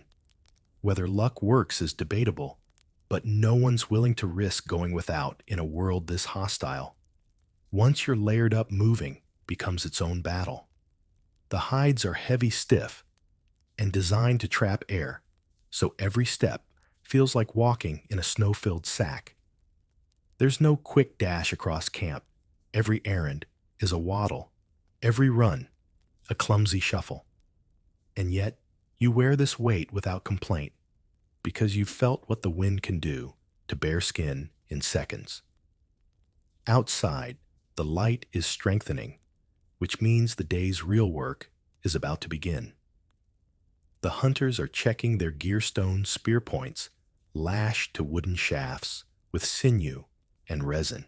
The smell of pine pitch drifts over sharp and resinous as one of them reheats glue to set a loose binding. You watch them move, noting the way their own clothing is patched and reinforced. Out here, everyone is a tailor, everyone a repairer of their own armor against the cold. One fringe detail anthropologists sometimes argue about is the use of layered hoods made from animal heads, wolf fox, or lynx, complete with fur still intact. Some think they were for camouflage while hunting. Others believe they were ritualistic, connecting the wearer to the spirit of the animal. For you, the idea is simpler. If a wolf's head keeps the wind out of your ears, you'd wear it happily. You squat by the fire again, checking your gloves. The left one has a split at the thumb seam, and you take out a bone needle from a small leather pouch. The sinew thread is stiff from the cold, so you chew the end to soften it before threading the needle. A quick repair now saves you a day of frozen hands later. The work is fiddly thick. Hides don't forgive mistakes, but you finish it in a few minutes and flex your hand satisfied. There's no getting dressed in the Ice Age the way we think of it now. There's preparing your armor, checking for weak points, repairing damage, and then stepping out into a climate that wants you dead. And once you're out there, you're committed. You can't strip off layers mid-task without risking frostbite. So you make sure every knot is tight, every seam sealed, and every gap closed. When the door flap lifts and a burst of cold rolls in, you're ready. You've dressed not for comfort, not for beauty, but for the ongoing negotiation between human flesh and a frozen world that's always one mistake away from claiming it. You can hear the day negotiating with the cold little pops in the hide walls, a soft sigh from the wind, like it's checking the locks. Breakfast would be lovely if breakfast existed as anything other than find something you can chew before the fire loses its temper again. You crouch by the coals, raking them forward with a charred stick until they glow like sullen eyes, then ease in a fist of shaved tinder and your best hopes. The flame takes its time the way a cat decides whether to acknowledge you and finally curls up into life. Good. You've bought yourself 10 more minutes of not freezing. Food isn't waiting in bowls. Food is hiding in problems. First problem, everything's frozen. The leather sack that holds the fat scraps frozen. The knotted stomach skin pouch with last night's marrow frozen. The little cache of dried meat strips in the roof seam also frozen and smoky enough to taste like you're chewing a campfire. You tug the marrow pouch close to the heat and massage it with your thumbs through the stiff skin like you're trying to convince it to remember it used to be edible. A few pieces loosen pale and waxy. Victory on the world's smallest scale. Someone passes you a stone hammer and a leg bone they've kept near the hearth. It's cracked already along a line from the last time, but not enough. You set it on a flat stone line up your swing and bring the hammer down with a steady, practiced thud. The sound in the hut is bright, the note of survival. Splinters skitter. You cup your hand to corral them, mind on the lesson burned into you years ago: don't waste marrow. You scrape the glossy center into a shallow bark bowl, working quickly so the heat doesn't coax the oils to smoke away. Marrow is your golden ticket, dense calories, easy to swallow, once it warms the difference between feeling like you can stand up and actually standing up. A trivial, slightly ridiculous truth of winter. You already learned the hard way. Licking marrow off a cold finger seems efficient until your tongue sticks to your knuckle. You peel it free with what dignity you can muster, pretend no one saw, and move on. Joke 1 for the day is on you. Pine needle tea is next. No one calls it tea out here. It's just the hot, bitter thing that keeps the scurvy from nibbling your gums. You slice a bundle of green needles from a branch you rescued from beneath the snow a few days ago. Rub them between your palms to bruise the resins and drop them into a skin bag half filled with snow. Water in winter is mostly a problem of phase, not supply. The bag goes near the coals. Never over open flame, the hide would scorch, and you feed in fist-sized warmed stones, fishing them out with a forked stick as they cool, replacing them until the water steams. The first scent that rises is crisp and forest sweet, like someone bottled the idea of clean. The factual bit, you've been handed down without words. Conifer needles carry something your body craves. Much later, others will call it vitamin C. You call it, my gums don't bleed today. Works for you. You stir the marrow with a sliver of antler, and the surface goes glossy.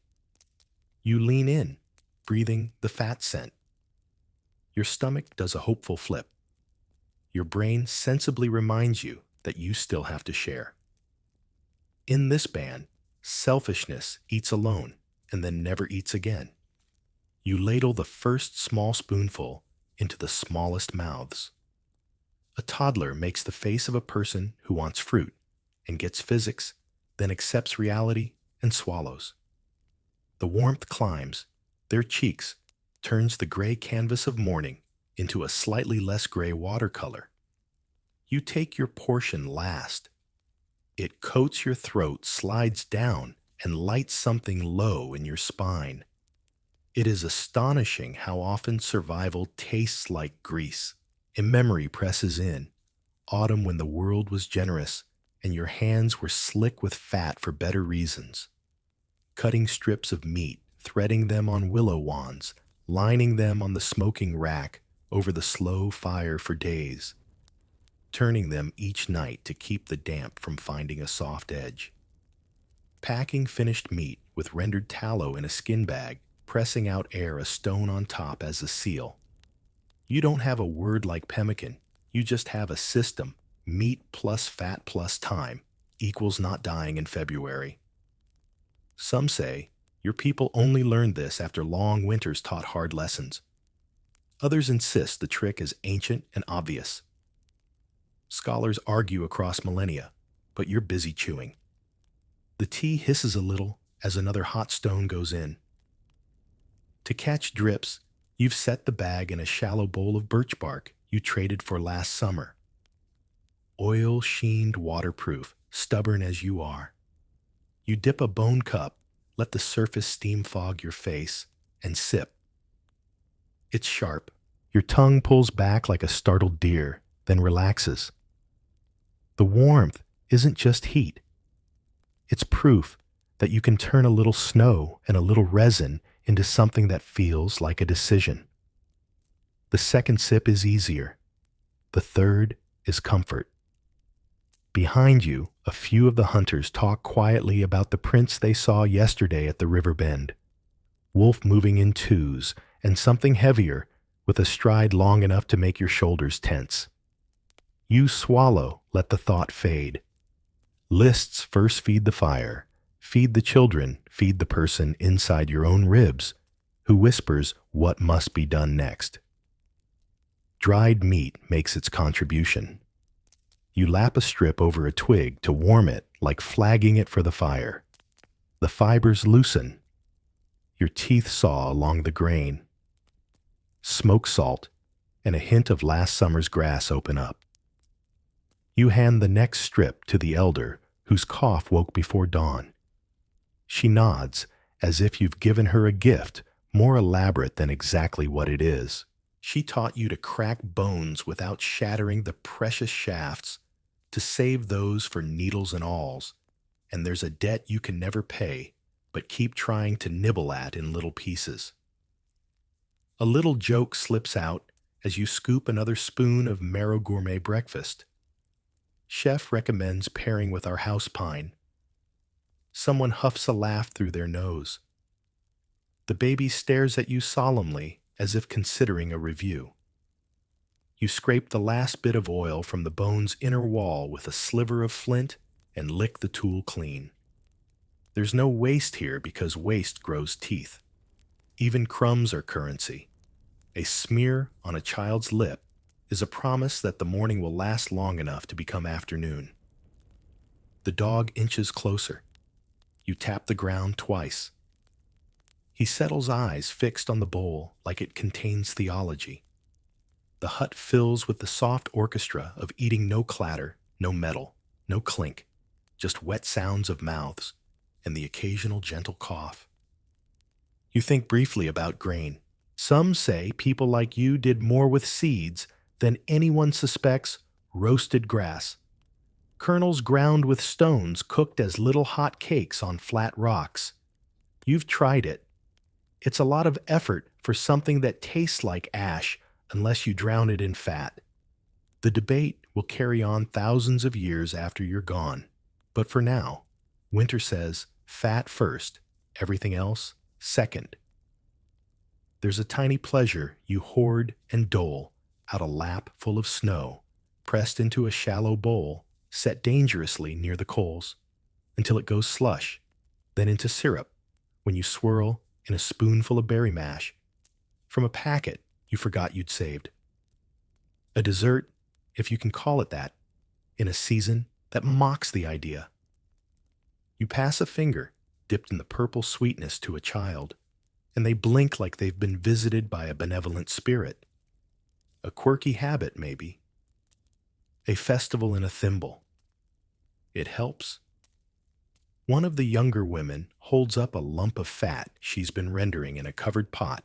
The lid is a flat stone. It's clarified into a clean, honey-colored pool.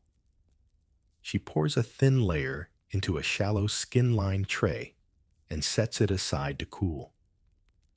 Later, you'll cut it into slabs and tuck them in the seam pockets at the hut roof away from nibbling things. The smell leans into the air, meaty, comforting, slightly desperate. Fat candles of the body. A fact you carry the way others carry charms people, in your latitude in winters like this prize fat, the way summer people prize fruit. It keeps skin from cracking open into pain. It keeps joints from arguing. It feeds the furnace when the world offers no fuel but itself. Somewhere much later, someone will talk about calories. You understand only how your hands feel steadier after a bowl of oil. Another debate tugs at the edge of your thoughts as you sip tea, how much fish your people dared take under river ice. Some in your band say netting under the skim is worth it. Others say the ice sings wrong, where nets hang and predators listen. You watch steam breathe out of your cup and decide that any method that ends with hot broth is theology you can get behind. Speaking of broth, you build one from scraps. A hide bag with a few knuckle bones, a pinch of crushed dried onion grass, and the heel of a smoked haunch you've shaved to little. 3 hot stones go in, blushing the water to a pale brown. The smell is like a door opening to a memory of warmth. You skim off the foam with a strip of bark and flick it to the dog. Your generosity makes him blink as if it's a trick. When the broth settles clear, you share it in tiny cups. The elder's hands stop trembling halfway through hers. You file the sight away under reasons to keep going. 2 jokes down, 1 more lazily pads in, on warm paws, when you hold up a cup of tea to the draft crawling under the door. To our honored guest, you whisper. The wind accepts the toast by finding your ankles yet again. Comedic timing, impeccable. Your mind inventories caches. There's the pit near the North Drift, where you sunk a bag of rendered tallow in autumn, marked with a crooked alder twig. There's the little stone box you built under the windbreak with smoked fish wrapped in sewn bladder to keep the smell shy. There's the bundle tied high in the birch skeleton where scavengers balk. Every cache is a bet you placed months ago that today would arrive hungrily, and you'd be ready. You send up the small prayer you always do. Snow hides our secrets, but not from us. As breakfast winds down, the hut warms to that rare moment when fingers relax and conversation shifts from must do to probably should. You set aside a tiny portion of fat for smoothing sinew. Thread grease makes it slide through hide-like truth through gossip.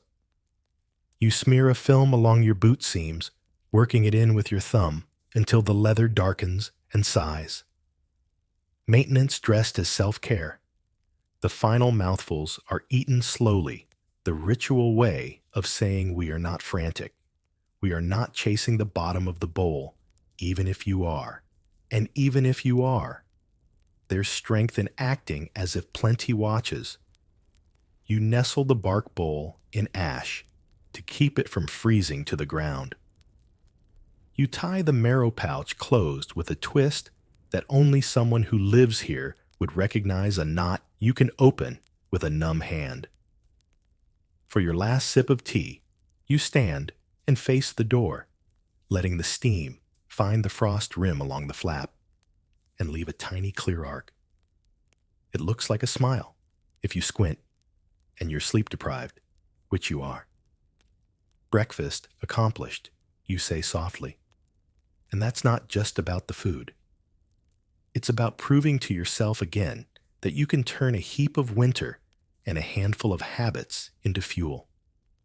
The day asks the same question every morning. You answer with a bowl, a stone, a thread of smoke, and a stubborn yes.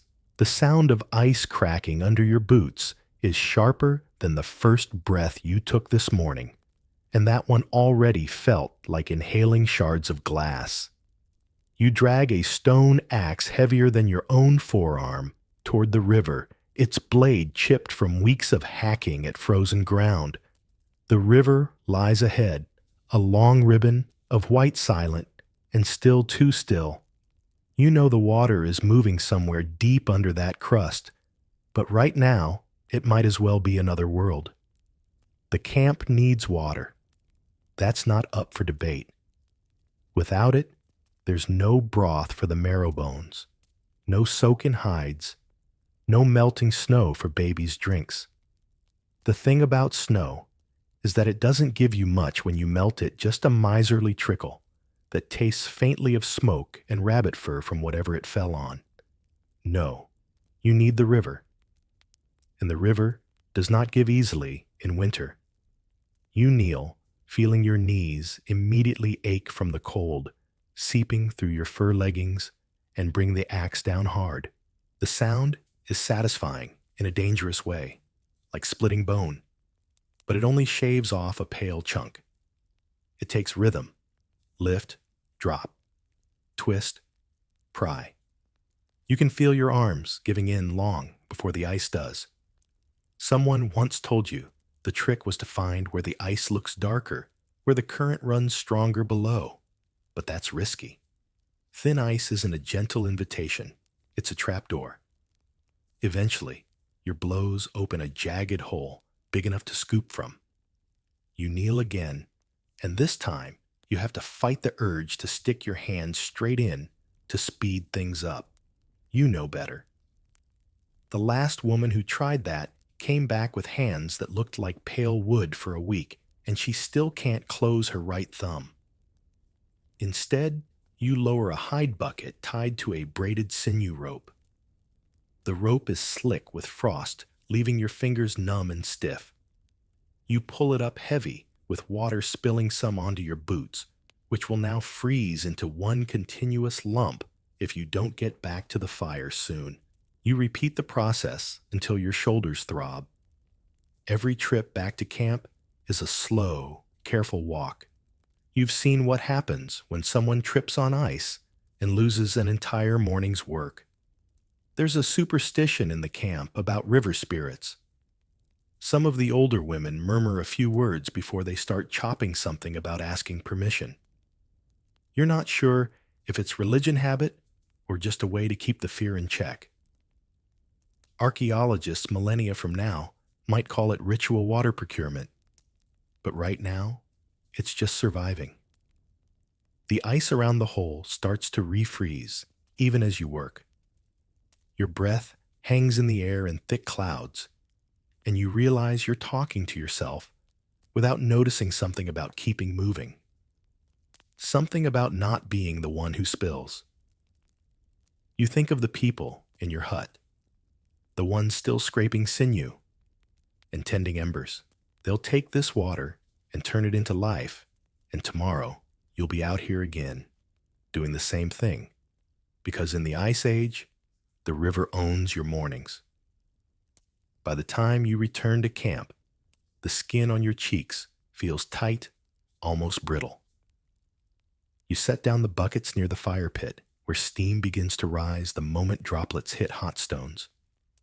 No one thanks you not because they aren't grateful, but because gratitude doesn't fill bowls. Tomorrow, someone else might go. Or maybe you again. After all, in this winter, the only guarantee is that the water will keep freezing, and you will keep breaking it. The fire is steady now, humming its low, resin-scented lullaby, but your real work for the morning is just warming up, literally. Across the hut, in the dim, flickering corner, a bundle of fur stirs. It's not a pile of hides. It's a baby no more than a season or two old, swaddled so thoroughly that only a small red nose and two wet eyes peek out. You know that nose will be frostbitten in under 5 minutes if the child is left exposed. In the Ice Age, childcare is less rocking chairs and lullabies and more siege warfare against the cold. There are no cribs, no blankets that aren't made of some other creature's skin.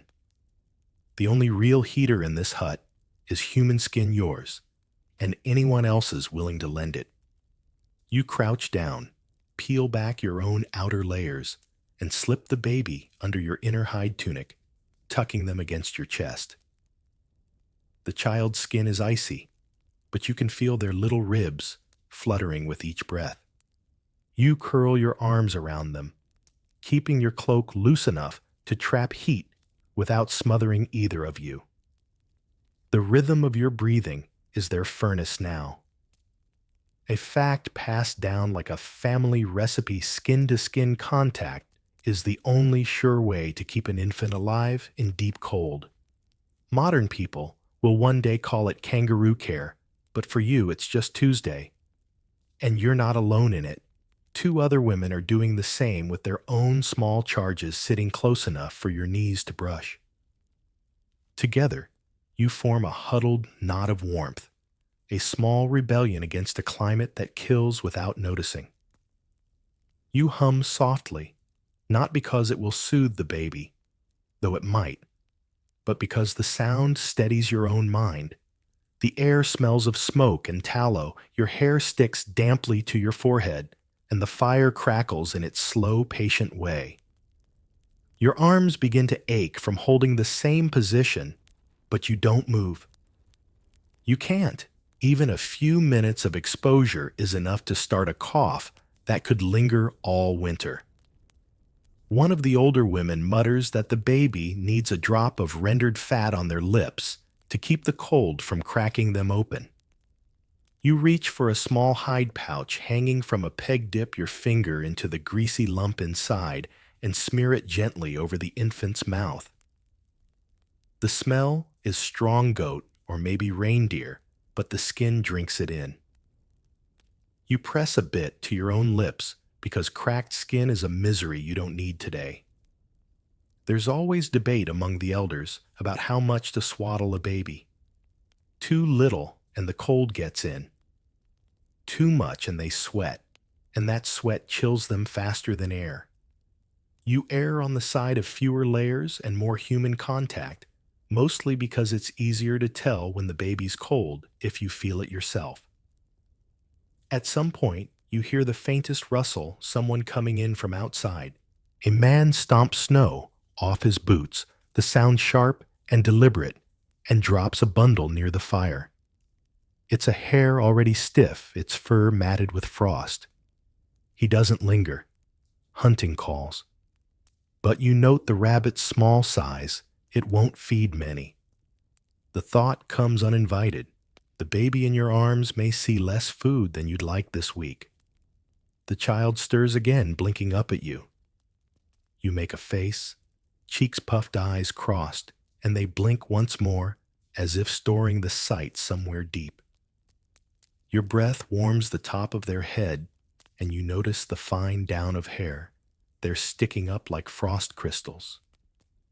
You smooth it gently, wondering if the child will even remember this winter when they grow. Probably not. But their body will remember the heat you lent it, the way yours remembers the women who held you like this once. A cough starts low in your throat, the dry kind that warns of smoke and cold conspiring in your lungs. You swallow it down. No one here can afford to be sick, not when every pair of hands matters. You adjust your hold, pull the hide a little tighter around both of you, and rock side to side until the baby's breathing deepens again. Somewhere beyond the hut, the wind picks up, sending a low howl across the camp. The baby twitches at the sound, but your heartbeat stays steady under their ear. It's the only metronome you have in this frozen music. You tell yourself it will be enough. And for tonight, maybe it is. Your fingers already ache from holding a needle, and the day isn't even halfway done. The baby's finally sleeping, wrapped in someone else's arms now, which means your hands are free, and free in winter never means idle. You reach for the half-finished hide in your lap, the one you've been stitching since last night, and settle closer to the fire. Sewing in the Ice Age isn't a pastime. It's as much survival as boiling water. The firelight flickers on the bone needle you've been using for weeks, a sliver of mammoth rib, smoothed to a fine point, drilled with an eye so tiny you sometimes have to hold your breath to thread it. The thread itself is sinew pulled from a deer's leg, tendon pounded and stripped into fibers, then twisted together until it's strong enough to hold a seam through wind ice and snow. You take the hide in both hands, warming the stiff edges so they'll fold without cracking. This particular piece is wolf-caught just before the snow fell heavy, which means the fur is thick, the undercoat dense. Perfect for a hood or a child's sleeping wrap if you get the seams tight enough to keep the wind out. Your stitches are short close together, each one a small promise you're making to someone you love. Across from you, another woman is working on a pair of boots. She has a scraper in hand, the edge made from flint, and she's thinning a strip of hide to make the soles. Thin soles flex better on snow, but wear out faster, so she'll double them. You exchange a quick glance, the shared language of people who understand that keeping feet warm is a whole job by itself. There's debate always about the best way to line winter clothing. Some insist on moss stuffed in layers for insulation. Others prefer hair fur, the soft kind that traps air without adding much weight. You've tried both. Moss is easier to find and replace, but hair fur doesn't clump when wet.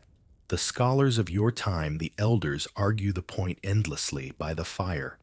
The truth you'll use, whatever you can get your hands on before the next storm.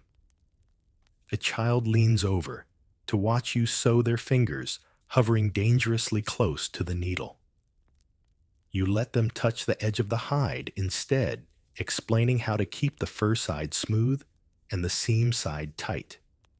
Their eyes follow every move, maybe because they know one day it will be their job to do this, and their life will depend on how well they learned. The hut smells faintly of the brain paste you used earlier to soften another hide brain paste. Every animal's brain has just enough oil to treat its own skin, or so the elders say. It's a messy, smelly process, but the result is a supple hide that won't turn stiff in the cold. You think about the hunters who brought back the wolf. This hide came from about how much of the animal spirit you're folding into each seam. Whether you believe in that or not, you still mutter a quiet thanks. At your feet is a basket of bone scraps, bits of broken needles and dull scrapers. You'll salvage what you can, sharpen the bone slivers into awls, grind the flint flakes into new cutting edges. Nothing is wasted. Even the worn sinew threads pulled from old garments get braided into cord for tying bundles. You pause to flex your fingers. The fire has warmed them, but the skin along your knuckles is cracked from days of work. You rub a smear of rendered fat into them, massaging until it sinks in. The warmth seeps up your arms, loosening the ache just enough to go on. Sometimes, sewing feels endless. There's no done just enough for today. If it's not patching a hole, it's making a new hood. If it's not new boots, it's restitching mittens where the thread wore thin. And then there are the larger projects, tent panels, for when the hut walls sag, sled bindings, for hauling meat storage bags, for food caches. All of it comes through your hands, in and out of the firelight. One of the men passes by shaking snow from his shoulders and mutters that another storm is coming. You don't need him to tell you. The air in the hut already feels heavier, like it's bracing. You sew faster, knowing that once the wind starts, no one will want to work with cold, stiff fingers. By the time you tie off your thread and bite the end to seal it, your lap is a mess of fur scraps and tiny sinew hairs clinging to your leggings. You brush them away and hold up the hood you've been working on. It's not beautiful in the way summer things can be beautiful, but it's strong, warm, and stitched with the quiet certainty that whoever wears it will live another day. And in winter, that's the only fashion that matters. You don't hunt today, or at least not the way the stories will someday pretend. You're the ground crew in a world made of ground and cold and noise that carries too far. While the hunters slip out in small ghost-colored lines, you stay behind, where the work is loud and necessary. Loud because scraping hides sounds like someone shaving a frozen tree. Necessary because warm clothing is the only treaty you've ever signed with winter that it sometimes honors. First, you inventory the chaos. The morning left behind, 2 fresh skins rolled stiff as shields, 3 spear shafts needing new bindings, a pouch of loose stone flakes you sorted months ago, and a smoky pot where yesterday's glue cooled into a terry puck. The fire pops like it wants your attention. Fine, it gets it. You drag a flat stone to the edge of the coals and set the glue puck on it to soften. The smell that lifts is sharp and sweet birch pitch, your proud alchemy. You made it by stacking birch bark under a cover stone, sealing the cracks with clay, and letting heat coax sap into a glossy black thread that collects like a secret. Not a myth, not magic, just a sticky truth you learned from people who learned it from people who learned it from. Well, the line runs longer than a mammoth shadow. You hang one of the skins over a bent rib post and start with the scraper. The edge is flint, good flint, tight-grained, with a bite that's more cat than dog. You hold the hide taut and push short strokes that lift a pale roll of fat and membrane with each pass. It's work that makes your forearms sing unpleasant songs. A child nearby tries imitating you with a dull flake and immediately scrapes their own thumb. You do what every person before you has done, hiss sympathetically, tie a strip of clean moss around the cut, and declare the flake excellent practice rock, so their pride doesn't bleed too. A joke glides by on soft feet. Scrape your mother's hide, not your own. You tell the kid, and the elder by the fire barks a short laugh that sounds like a seal with opinions. That's one. Winter likes its humor, gentle and oddly shaped. Scraping is not glamorous, but it's the hinge between predator and clothing. Left rough, the hide will stiffen and chafe until your neck is a map of small grievances. Thoroughly scraped, it will accept smoke brain oils and your stitches like a reasonable partner. You settle into the rhythm, draw, shake, draw, wipe, letting the crackle of the fire and the hiss of your breath pace your hands. Fat squiggles fall onto a bark tray. You'll melt those later and brush them into seams because winter is a masterclass in upcycling. Across the hut, someone sets a spear point on their knee and begins binding it with twisted sinew. In this light, the sinew looks like a golden thread, but it's plain muscle translated into rope, shaved, pounded, teased, and braided on patient thighs. You watch the binding go across the notch, over the stone tang, back again, a little lick of softened birch pitch every few wraps. The spearhead is a long flake with a wicked shoulder pressure flaked along the edge so it bites even when just looking at you. The pitch glistens like frost melted by stubbornness. Stone plus sinew plus glue equals a better argument with a giant animal than hands alone could ever make. There's always a debate about who handled spears and who aimed them at rib cages the size of pantry doors. Some elders insist the heaviest thrusts belong to men, their chests drawn like drumheads against the cold, while women manage the throwing sticks and herded game into traps. Others swear everyone threw when the time pinched, that a body with a beating heart and good aim is a hunter by definition. You file the argument under the same shelf you keep. Whether hair fur beats moss and boots interesting, sometimes heated, always solved by whatever keeps the most people alive by nightfall. You swap scraper for awl and poke clean holes around the edge of the first hide, big enough for thread, small enough to keep the wind from using them as doorways. Your hands remember spacing instinctively the same way they remember how much pressure a baby's ribs will tolerate against your chest. You can measure a life by the repetitions your fingers know by heart. Outside, the wind moans, then smothers itself against the hide walls.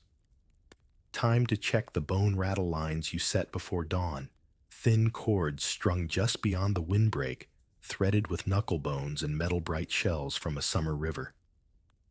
They chime when something big moves through camp at night. Today, you tug them to make sure ice hasn't glued them silent. The sound is small, but defiant, like a ring of spoons in a room that hates music. Back inside, you cradle a spear shaft between ankles and hands to straighten it in the radiant heat, slow bends, rotate bend again, the way you coax a stubborn story out of an elder. Not much wood here is truly straight. You accept curves as long as they behave. A carved finger notch near the butt tells you this shaft sings with an extra tongue, the throwing stick, the atlatl. You can feel the indentation where the hook will catch, lending your arm the reach of a much taller person, and your throw the temper of a spring. The atlatl is one of those quiet genius tools your people lean on a lever for the human body itself. Mainstream truth, you've tasted a throwing stick, turns a decent arm into a winter-saving arm, hurling a dart far and fast enough to earn respect from ribs and lungs you rarely see up close. You test the hook fit with a dart whose fletching you repaired last night. Feathers in winter are tricky.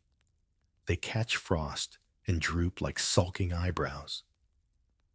To fix that, you warm them gently over steam, pinch their barbs tight, and shellac them with the thinnest smear of fat so the ice slides off like a bad idea. You knock the dart to the atlatl hook and make the motion back forward, stop your shoulder whispering reminders to your wrist. Even indoors, even without release, your body rehearses trajectories like prayers. A teenager sidles closer, pretending they're here for warmth and not wisdom. You put the atlatl in their hands without a speech. They mimic your motion eyes narrowed. When they end with the hook high, you tap their elbow gently. Let the stick do the fast talking, you say. Joke number 2 slips out a sly thing that earns a grin. The hut approves quietly because quiet is efficient. The glue on the spear binding sets to a soft shine. You test it with a thumb it doesn't give. That's a good sign. Pitch is fussy. Too hot, and it runs too cold, and it snaps like hard candy. You found your middle ground seasons ago when a point popped off mid-throw, and you discovered terror is heavier than a mammoth when it falls on your chest from inside your own skin. Scraping calls you back. The second hide is reindeer, and as you pull the blade across, your mind steps out of your body the way minds do when work is both humbling and endless. You think about signaling fires, about feeding them with green twigs, so they smoke dark against snow if hunters lose their path. You think about the little figures in your pouch carved from antler, a bear with a worn nose, from how often you rub at a fish so smooth it's practically a river. You tell yourself the figures carry luck because the idea that they don't is a noise your heart refuses to sit with in this weather. You take a break to check the line of stone flakes. Good sharp ones are sorted into a small skin roll. Thin blades for slicing squat scrapers, for fat delicate burins, for notching bone.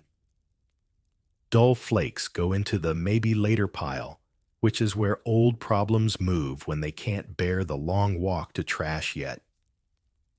You pick up a flake that needs finishing and press along its edge with a rounded antler tine, your thumb behind it, your breath held so the pressure is muscle pure.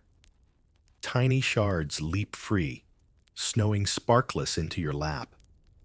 Edge making as meditation? Prayer that holds an answer as soon as your hand remembers the shape. Later, you and two others carry the scraped reindeer hide to the smoke. Your smoke is not the dancing kind. It's a sulk of damp wood and slow coals under a skin hood. You hang the hide fur side up on a rack, letting thin smoke creep through the scraped skin like a shy guest. The aldehydes in the wood, though you don't name them, know their job. Make this skin less interesting to rot, more loyal to your stitches. The hut smells like the inside of a good coat, which is to say, hope wearing a scent. The elder, with the seal laugh, begins telling a short story about a winter where the hunters were gone too long, and the women set snares near camp, and came back with 6 rabbits and a fox that looked properly embarrassed to be there. You like this story because it has a twist and no moral beyond do things that work.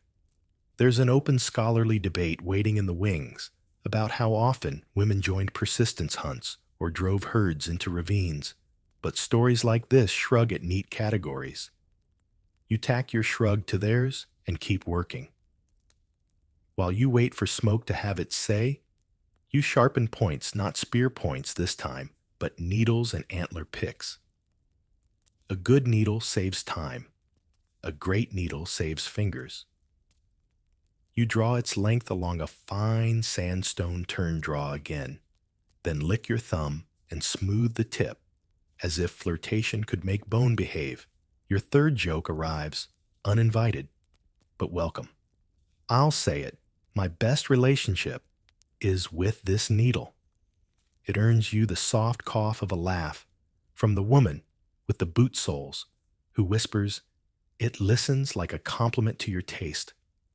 A small chore rises like a frost bubble, the sinew spool is snarled. You could ignore it and let tomorrow curse you. Or you can spend 10 minutes now and look like a genius later. 10 minutes, it is. You detach the tail of the snarl, rub it with a bit of fat, and coax it through the knot until the threads remember they are family and behave. There's a private pride in order hidden inside winter's daily mess, and sometimes you feed that pride on purpose. By midday's dimmer light, you wouldn't insult this winter by calling any of it bright. You take the trays of fat curls rendered from the morning's scrap and brush them along seams and coats into boot stitch lines and on the lips of water skins.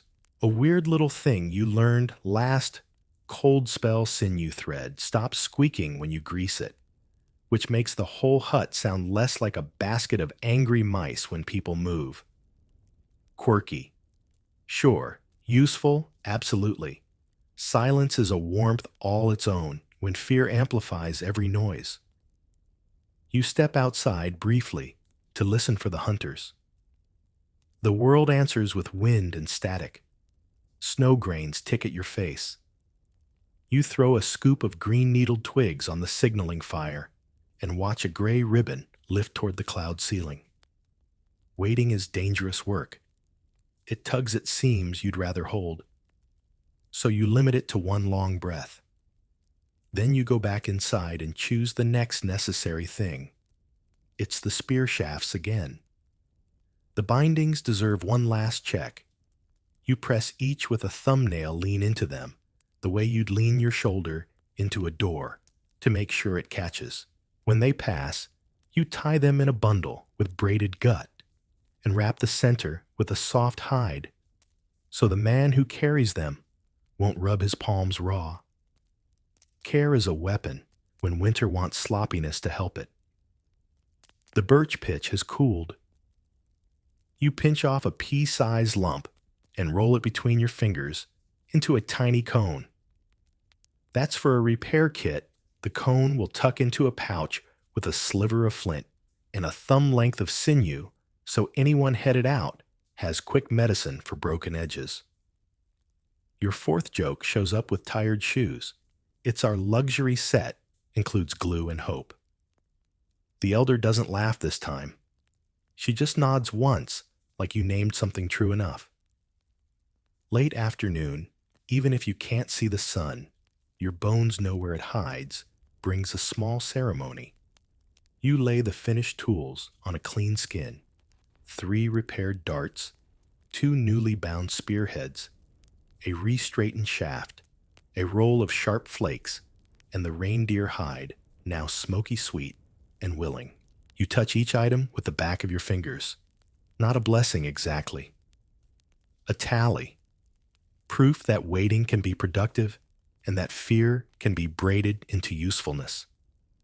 When the door flap lifts and a slice of night walks in, your heart trips and then lands. It's them.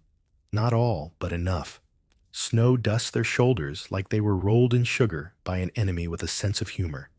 You help ease the bundle from the lead hunter's back, and the smell hits before the shape registers meat fresh and iron rich, and minus the animal that once wore it.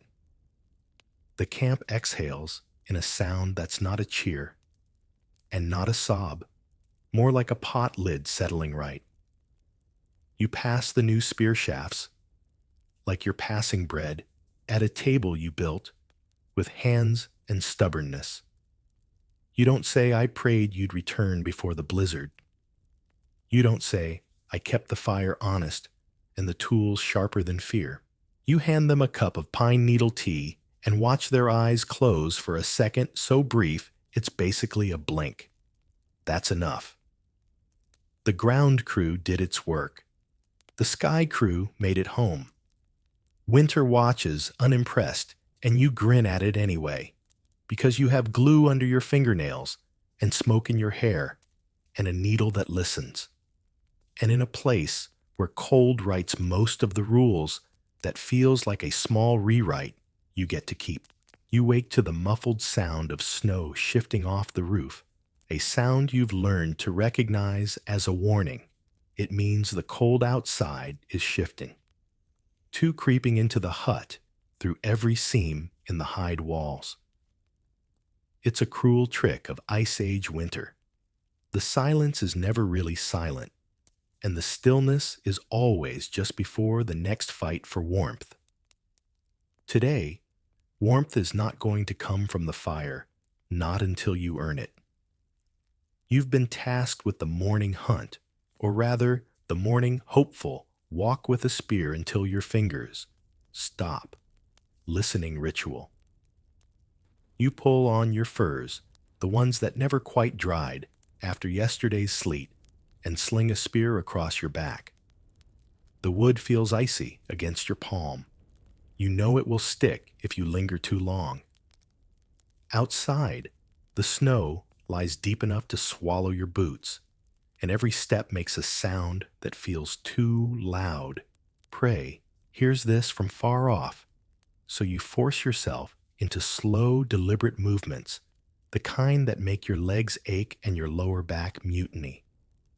The breath, leaving your mouth, condenses in the air curling upward before the wind takes it away, as if even your body's heat is eager to escape. You're not looking for anything heroic. No mammoth, no woolly rhinoceros. The elders say those hunts are for groups, for the men who can run without sinking and throw without trembling. Today, you'd settle for a hare, a ptarmigan, maybe even a vole fat enough to pretend it's a feast. But the snow is deep and the world is quiet. in that unsettling predator's way. Tracks appear near the tree line, thin, delicate prints, with a skip between them hair. You crouch, easing your spear into position, and creep forward, the cold burning at your eyes. The hare is there, its fur nearly invisible against the snow, nibbling at a dry sprig. Your throw must be perfect, but your fingers, numb to wooden clubs, disagree. The spear leaves your hand with more wobble than grace landing wide. The hare vanishes into a drift, leaving you with nothing but the echo of your own clumsy breath. Failure isn't a tragedy here. It's normal. Expected, even. The Ice Age doesn't hand out daily victories. You circle wider, scanning for anything else, finding only old tracks and the skeletal remains of something larger that lost its fight weeks ago.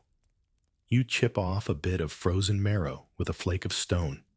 It's not much, but it's fat, and fat is life. It will go into the cooking pot tonight, and everyone will taste it, if only to imagine more. By the time you return to camp, your eyelashes have frozen together once, twice, and your hands have stopped telling you they're cold, which is somehow worse. The others glance up when you enter the smoke-thick shelter. No cheers, just a silent acknowledgement and the slow shift of bodies to make room. You drop your prize, if you can call it that, into the shared pile. Someone will scrape the marrow, and you'll all eat it mixed with something unidentifiable, and you'll keep going. Because in the Ice Age, the hunt isn't just about catching something. It's about returning it all. And tonight, you'll sleep knowing you get to try again tomorrow. The wind's been up since before dawn. A constant low roar that makes the hide walls twitch like they're flinching. No one volunteers to fetch wood on days like this. It's not the cold that makes it miserable. It's the way the snow flies sideways, stinging any bit of skin you forgot to cover. But the fire is sulking low. And low fire means cold water, stiff hides, and everyone staring at each other with the same unspoken question, who's going to do it? You're already pulling on your outer furs before anyone can look your way. Best to go now, before the guilt of hesitation sets in. The bundle of tools you sling over your shoulder is humble, a small stone axe with a haft bound in sinew, a hide rope for dragging, and a curved bone pick for prying apart stubborn logs. You wrap your hands in fur mittens, the kind lined with hare skin, so the warmth stays where it's needed most. Outside, the camp is half hidden under drifts. The wind tears at your hood and fills your ears with a rushing hiss. You lean into it, walking low, placing each step like it might be your last, because sometimes out here it is.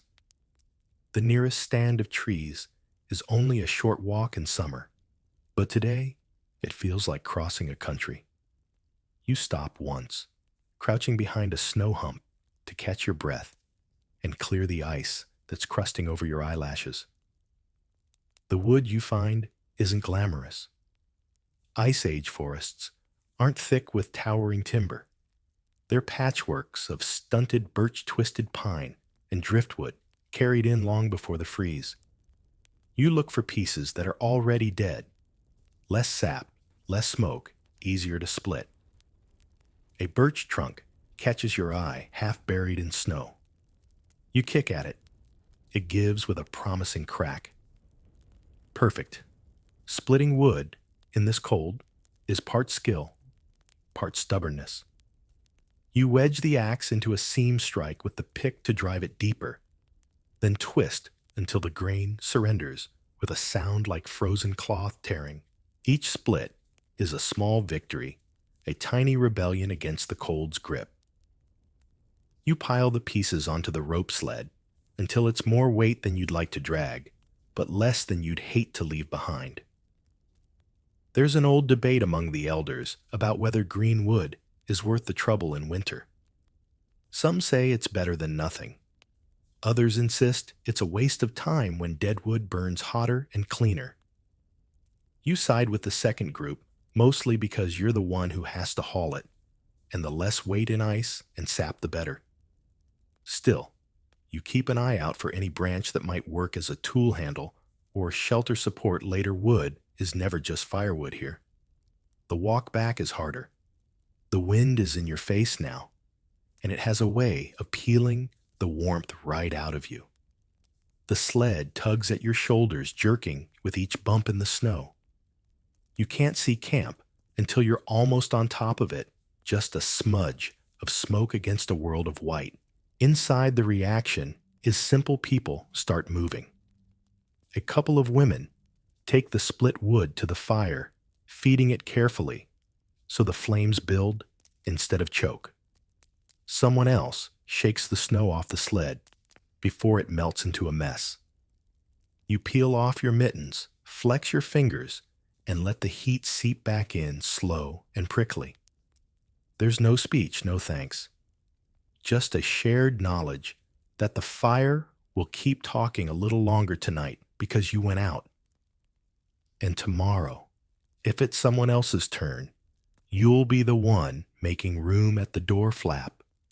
When they return with the cold in their hair, the fire has been fed, the hide scraped, and the tools checked. But the cold doesn't care about chores completed. It keeps pressing at the walls, searching for weakness. And weakness, tonight, is the roof.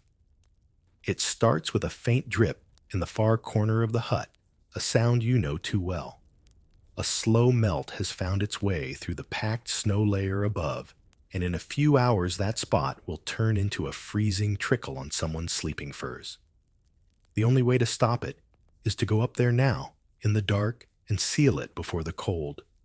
And water turn your home into a slow, wet disaster. You wrap yourself in your outer cloak, this one edged with strips of fox fur, so the wind has to fight harder to get in. Your hands vanish into mittens lined with rabbit skin. The leather palms are reinforced, so you can grip icy tools without them slipping. In your other arm, you cradle a bundle of repair supplies, frozen slabs of packed snow, a skin bag of slushy water to freeze them in place, and a bone shovel with a curved blade perfect for pressing. The climb is awkward. The hut is low and rounded, built from a frame of mammoth ribs overlaid with hides and snow. You have to use your knees, elbows, and boots to dig in as you haul yourself upward, the fur of your cloak catching on every ridge. The wind greets you like it's been waiting, sharp, hungry, and loud enough to make the mammoth bone frame hum faintly under you. You crouch over the weak spot, the snow giving way slightly under your weight. With the bone shovel, you scrape away the loose crystals, clearing it down to the tight-packed layer beneath. Your breath pours into the air in heavy clouds, and already your fingertips are losing their sense of where the tool ends and your hand begins. You pack the first frozen slab into the gap, pour a trickle of water over it, and press until it holds. The cold snaps the water into ice almost instantly, sealing the repair like a stone in mortar. Some elders insist on mixing ash into the snow for repairs, saying it binds better and resists melting. Others argue it only makes the patch weaker once the sun hits it. You try it both ways, depending on what you have. Tonight you have no ash to spare, so you trust the plain snow and your own persistence. You repeat the process, slab after slab, pausing every few minutes to curl your hands inside your cloak and force the blood back into your fingers. Below, you hear voices moving, shifting bedding away from the repaired area just in case. The hut is a living thing in moments like this, everyone adjusting together to keep it standing.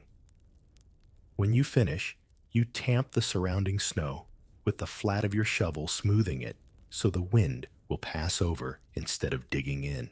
The cold has crept into your bones by now, the kind that will take hours to shake even with the fire. Climbing down is harder than going up. Your legs are stiff, and your balance feels off after crouching in the wind. Back inside, the warmth feels almost too sharp against your skin, like stepping into sunlight after staring at snow for hours.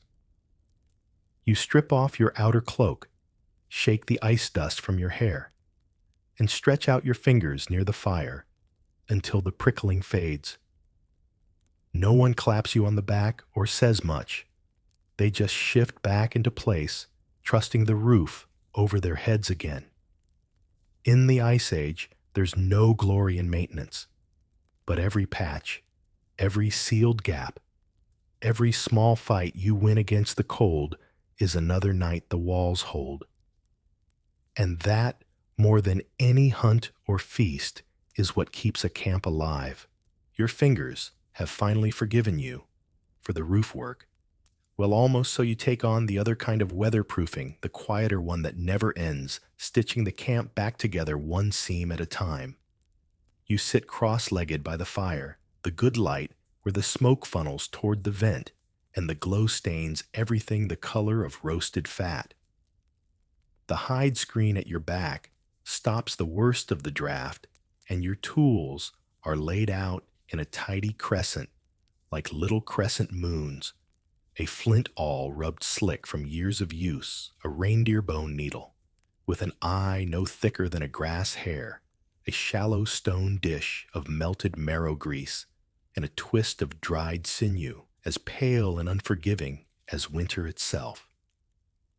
You begin by tugging a boot toward you, the left one, the one that always leaks first when you break crusted snow over a stream. The sole is worn thin, where your step favors that side and last week's repair has lifted like a scab. You breathe on your hands, press your thumbs into the tough hide, and listen to the fire purr. Work like this lowers the world to a circle the size of your knees, leather thread light. Outside, the wind can gnash its teeth into the snow for all you care. In here, the only storm is the knot that refuses to lie flat. You try to glare it into submission. It does not work. Knots are immune to social pressure. Sinew is a creature of mood. Dried, it acts like a stubborn stick. Moistened, it remembers that once it was muscle and tries to become useful again. You soften a strand with saliva, and the faintest breath of steam split it with your thumbnail into fibers as even as your patience allows, and twist them into a cord that doesn't quite trust you yet. The thread takes grease greedily when you run it through the marrow dish, waterproofing for later, and also a tiny bribe to convince it to pass smoothly through the hide. Around you, the younger ones chew longer strips of sinew to soften them for lashing poles, a task handed to small jaws, because, as the grandmothers say, teeth grow back in dreams. They do not, but the joke makes the work go faster. You thread the bone needle. It's a small miracle every time, and you let yourself feel it. Somewhere long before your mother's mother, someone decided holes belonged in needles and fitting clothes belonged on bodies. Archaeologists will one day call these eyed needles a sign of old cleverness in cold places. You simply call them the reason your toes still exist. You pierce the leather with the awl, first rocking it carefully, so the fibers part instead of tear. Then the needle follows stitch by tight stitch, the thread squeaking faintly as it pulls home. Across the hearth, a cousin mends a child's parka, the one trimmed in slender Arctic foxtails that jingle like soft bells when she shakes it. The child, currently wrapped in an old wolf pelt and pretending to be fearsome watches with the solemn devotion only a small tyrant can muster. You make a face at her over your boot, crossing your eyes until she giggles and coughs on smoke, and an ant pushes one of the hearthstones aside to let a little more air in. For a moment, The flames lean brighter. The hut breathes. The talk around you is the talk of hands busy with needles, quiet, sidelong half-stories threaded between seams. Who passed by the camp's trail this morning? Human footprints, with a wolf's pacing beside them, where the snow cave for storing cooled meat needs shoring before a thaw. Someone swears she saw a raven drop a shiny pebble into the cache pit and fly off laughing. Someone else says that's a good omen, the bird hiding food for you, the way you've always hidden for it, a trade of favors with feathers. You smile at that. You've learned to treat omens like when notice adjust, don't argue. You move from the boot to a tier in the big sleeping cover, the one you and two others share when the nights bite hardest. The edges of the rip are dirty from use, so you rub them with snow to clean the oils, then warm them again to keep the hide supple for joining. A neat, overcast stitch will suffice, but you add an extra thong patch at the end where friction always begins. You take your time. Good stitches are like good tracks. They save you trouble you never have to meet. There's always decoration woven through the practical.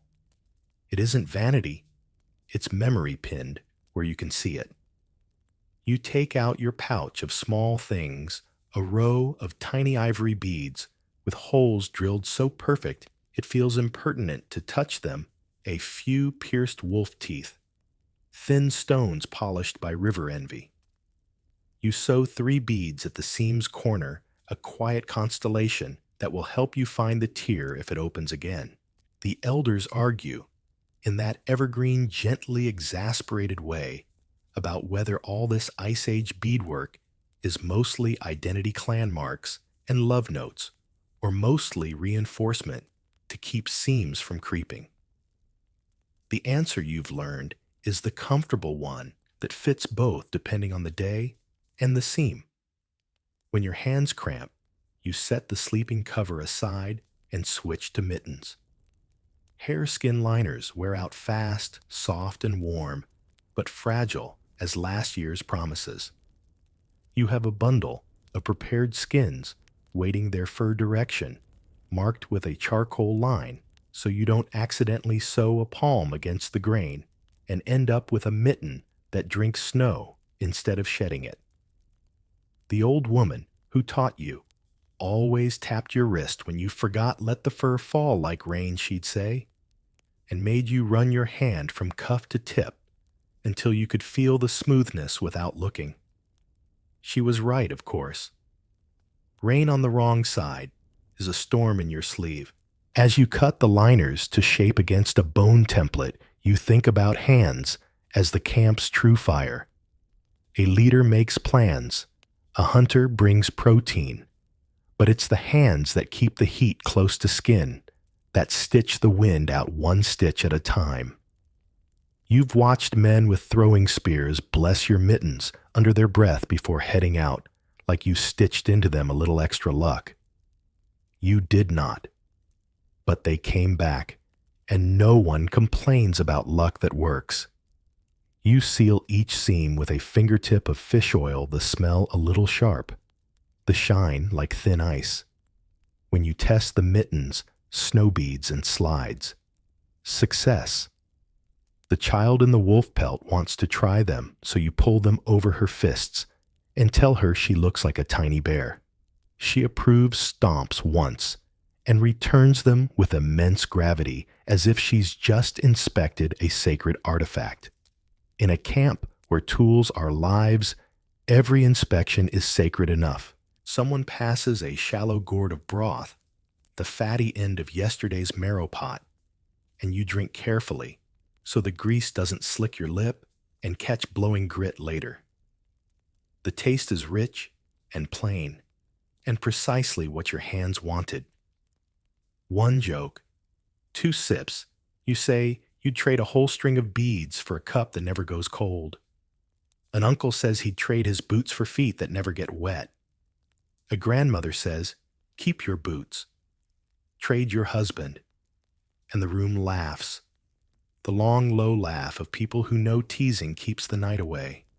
You return to your boot and stitch the heel reinforcement with a stiffer thong cut from the back of the hide. Here's where stitched knowledge lives. Different animal, different part of the skin, different job. Elk, hide for soles. Reindeer, for uppers hair for liners. Seal for the brave ones near the coast, who know water as well as wind. If someone tells you all hides are equal, you hand them your leaky left boot and smile politely while they learn. At the edge of the fire circle, two of the teens string beads with a patience that looks like boredom until you notice the pattern they're building. Dark, light, light, dark, then a twist, then a single out-of-turn tooth. It's somebody's mark, maybe a promise. You could read it if you tried. You choose not to, because while everyone sleeps together to share heat, some things deserve their own blanket. What scholars will one day debate the balance of status and story in Ice Age ornament? You live as manners, look, admire, don't pry. Your thoughts riffle through what you know of cold cultures beyond your own valley.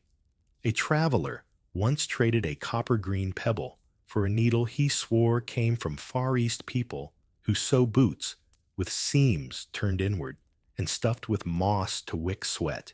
He said their elders line the seam with powdered charcoal sometimes to hide dirt and maybe discourage rot. Is it true? You don't know. Some truths wear travel clothes, but you try the moss trick now and then and decide the comfort is real, and that's enough. If it were not, you'd declare it a ritual and keep it anyway. Rituals are what you call the comforts that don't need reasons. Your hands find a rhythm, pierce pull grease press. The boot regains its shape. Domestic animal tamed under your thumbs. You heat a sliver of pitch in a clamshell. Someone brought the shell back from a summer lake, too pretty to eat and too useful to leave, and smear the warmed resin over the seam like a blessing. It will go brittle in deep cold if you use too much.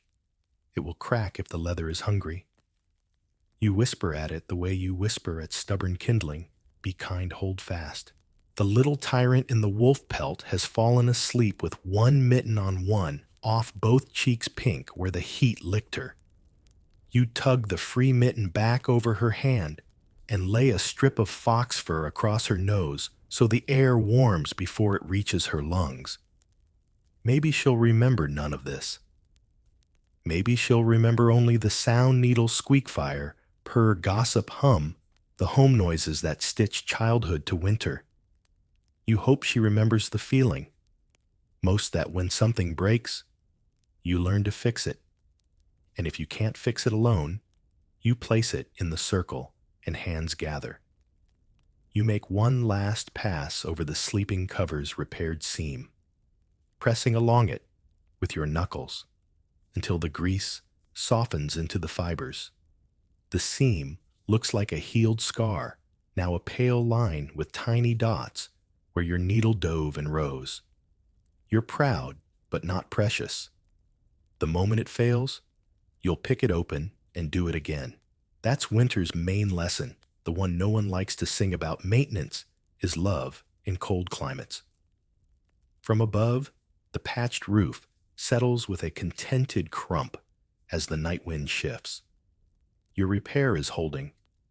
A few flurries sift down through the vent and vanish in the warm air like tiny ghosts changing their minds. You remember bracing yourself up there, the mammoth bone frame humming under your knees, and feel again that slightly giddy relief when a patch locks in place.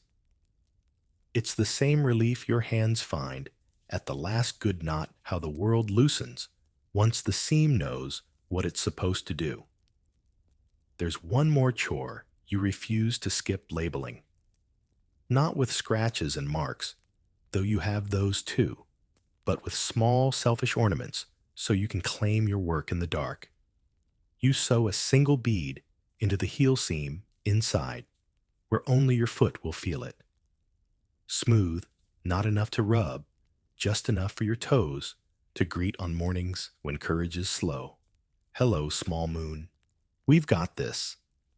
And because you're allowed one luxury, you take out the strip of dyed sinew you've been saving a color made last summer by crushing a whole afternoon of red berries into a paste and stitch a line of shallow chevrons along the cuff. It's ridiculous to make beauty for boots that will spend their lives inside snow. It is also non-negotiable.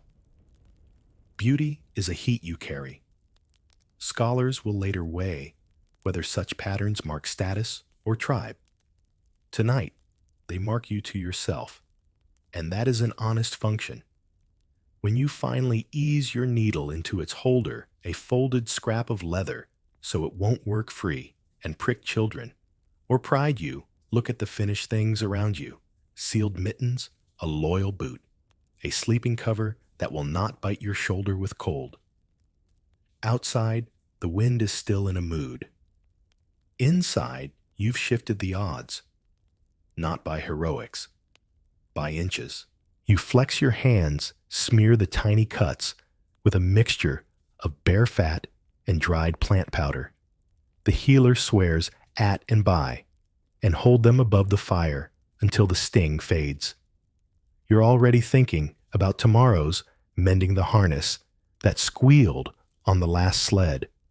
Pull the hood trim that could use a braid of sinew to keep the frost from clumping at the edge. Winter is not impressed by to-do lists.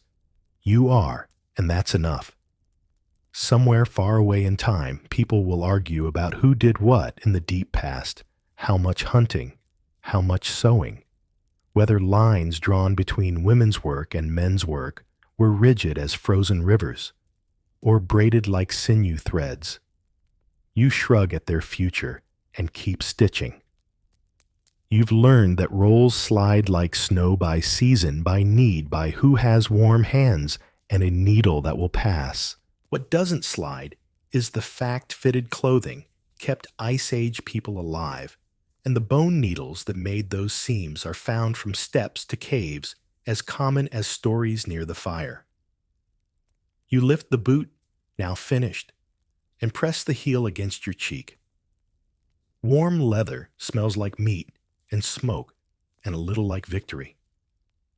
You set it by the door flap to chill into its new shape, then tuck the child's fox-lined parka under your arm to keep sewing where the fur turns at the neck. The fire sighs. Your stitches lengthen. Night is long, but so is your thread. The wind is knife-sharp today, and the snow under your feet sounds like it's trying to scream, but can't quite find its voice. You pull your fur hood tighter, not that it helps much, and try not to think about the emptiness in your stomach. It's been 3 days since the last decent catch. That rabbit lean to the point of transparency did little more than remind you what real food used to taste like.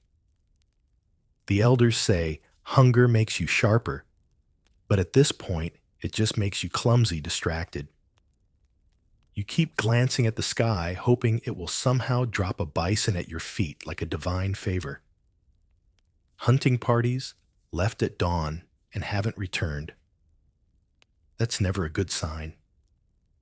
Normally, someone comes back early with a haunch of something, or at least a bird, but the Ice Age isn't a season, it's a personality, and today it's in one of its moods.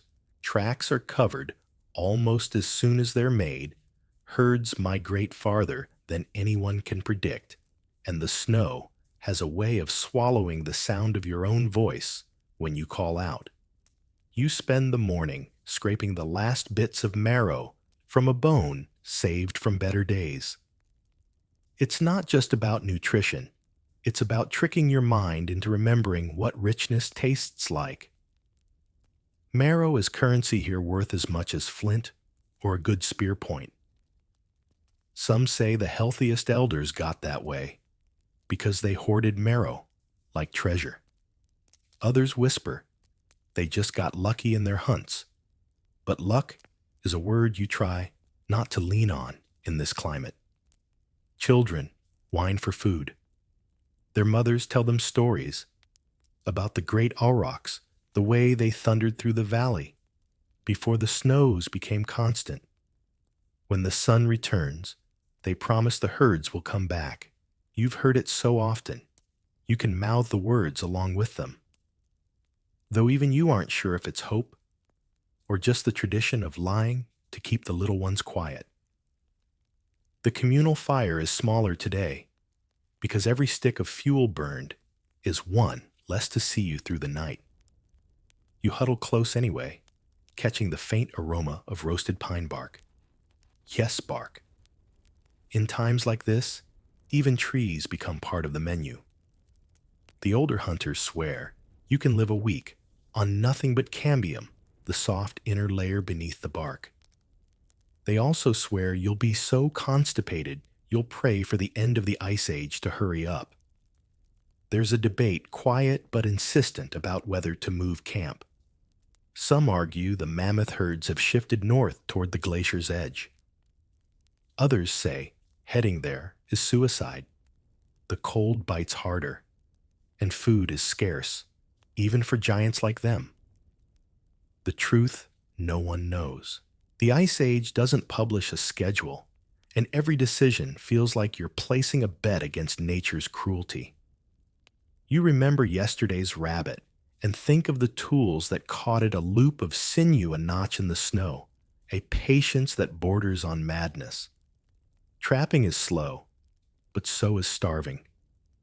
The problem is, when everyone's setting traps, there's nothing left to catch. Even the foxes look thinner now, their ribs showing under patchy fur. By afternoon, the first hunting party limps back. One man carries a ptarmigan already stiff from the cold, and another drags a bundle of frozen fish, so small you could fit the whole lot in a single pouch. There's no cheering, just a quiet, tired acceptance. The catch will be shared, but each portion will be a mouthful at best, enough to remind you of hunger without curing it. While the meat is cleaned, someone mentions the cave paintings. It's an odd moment talking about art when your gut is twisting, but the images are more than decoration. They're maps, prayers, or maybe instructions left by people who also starved and still wanted to leave a mark. Some believe the animals drawn there call their living counterparts to you. Others think it's just a way to pass time before the fire dies. Either way, when you look at the painted mammoths, you can almost feel the weight of their presence in the snow outside. As night falls, the temperature drops with a cruel suddenness. Your body curls instinctively, conserving heat as if that might also conserve hunger. You chew a strip of dried fish skin until it's soft enough to swallow, telling yourself it's better than nothing. Tomorrow, the hunters will go out again. Tomorrow, the wind might be kinder. Tomorrow, you might see the herds. And if not, well, in the Ice Age, tomorrow is a dangerous kind of optimism. The cold tonight is so deep, it feels like it's sitting in your bones, humming there. You've curled yourself under layers of hides, knees pulled tight, but warmth is stingy. In the Ice Age, sleeping arrangements are not about comfort, they're about survival. And survival means pressing closer than politeness ever allows in warmer ages. You're in the long sleep position, 3 on one side, 2 on the other, all back to belly in a half circle like spoons in a hide-lined bowl. The smallest bodies, children the sick, are packed in the middle where the heat is thickest. Adults take the outside edge, a living shield against drafts that snake in through the hide seams. You feel the icy breath creep between the layers anyway, threading across your cheek like a ghost hand. There's a system to this. The warmest sleeper rotates to the cold edge midway through the night, swapping with someone who's been losing their fight to shiver quietly. If you sleep through your turn, you'll be nudged awake with no ceremony. Grumbling is fine, refusing is not. One stubborn person can frostbite the whole group.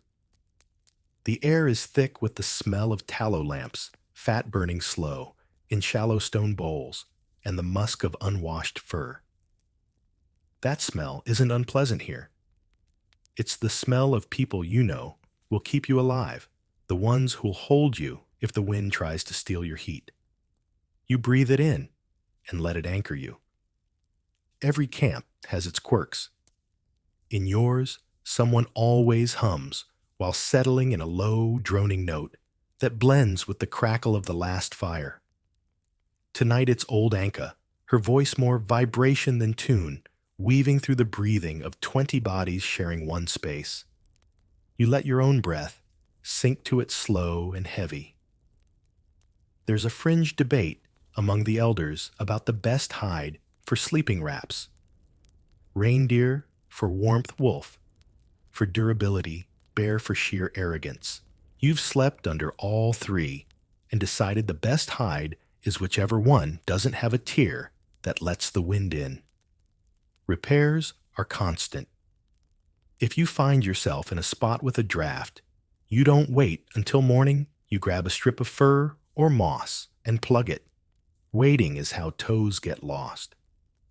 When you're the outermost sleeper, you learn to brace your back against the cold like it's a physical weight. Some people sleep with their knees drawn up to shield their gut. Others stretch their legs to keep circulation moving. You've tried both and still wake with that dull ache in your calves that warns you to rub them before they go numb. Halfway through the night, you're tapped awake and told to swap with a woman nearer the middle. Her face is pale in the lamplight lips, tight with cold. You slide into her spot and feel the temperature drop instantly, a raw chill like stepping into river water. It takes a minute for your skin to stop recoiling. You press back into the hides, pull the sleeping child in front of you closer, and wait for the gradual bloom of heat.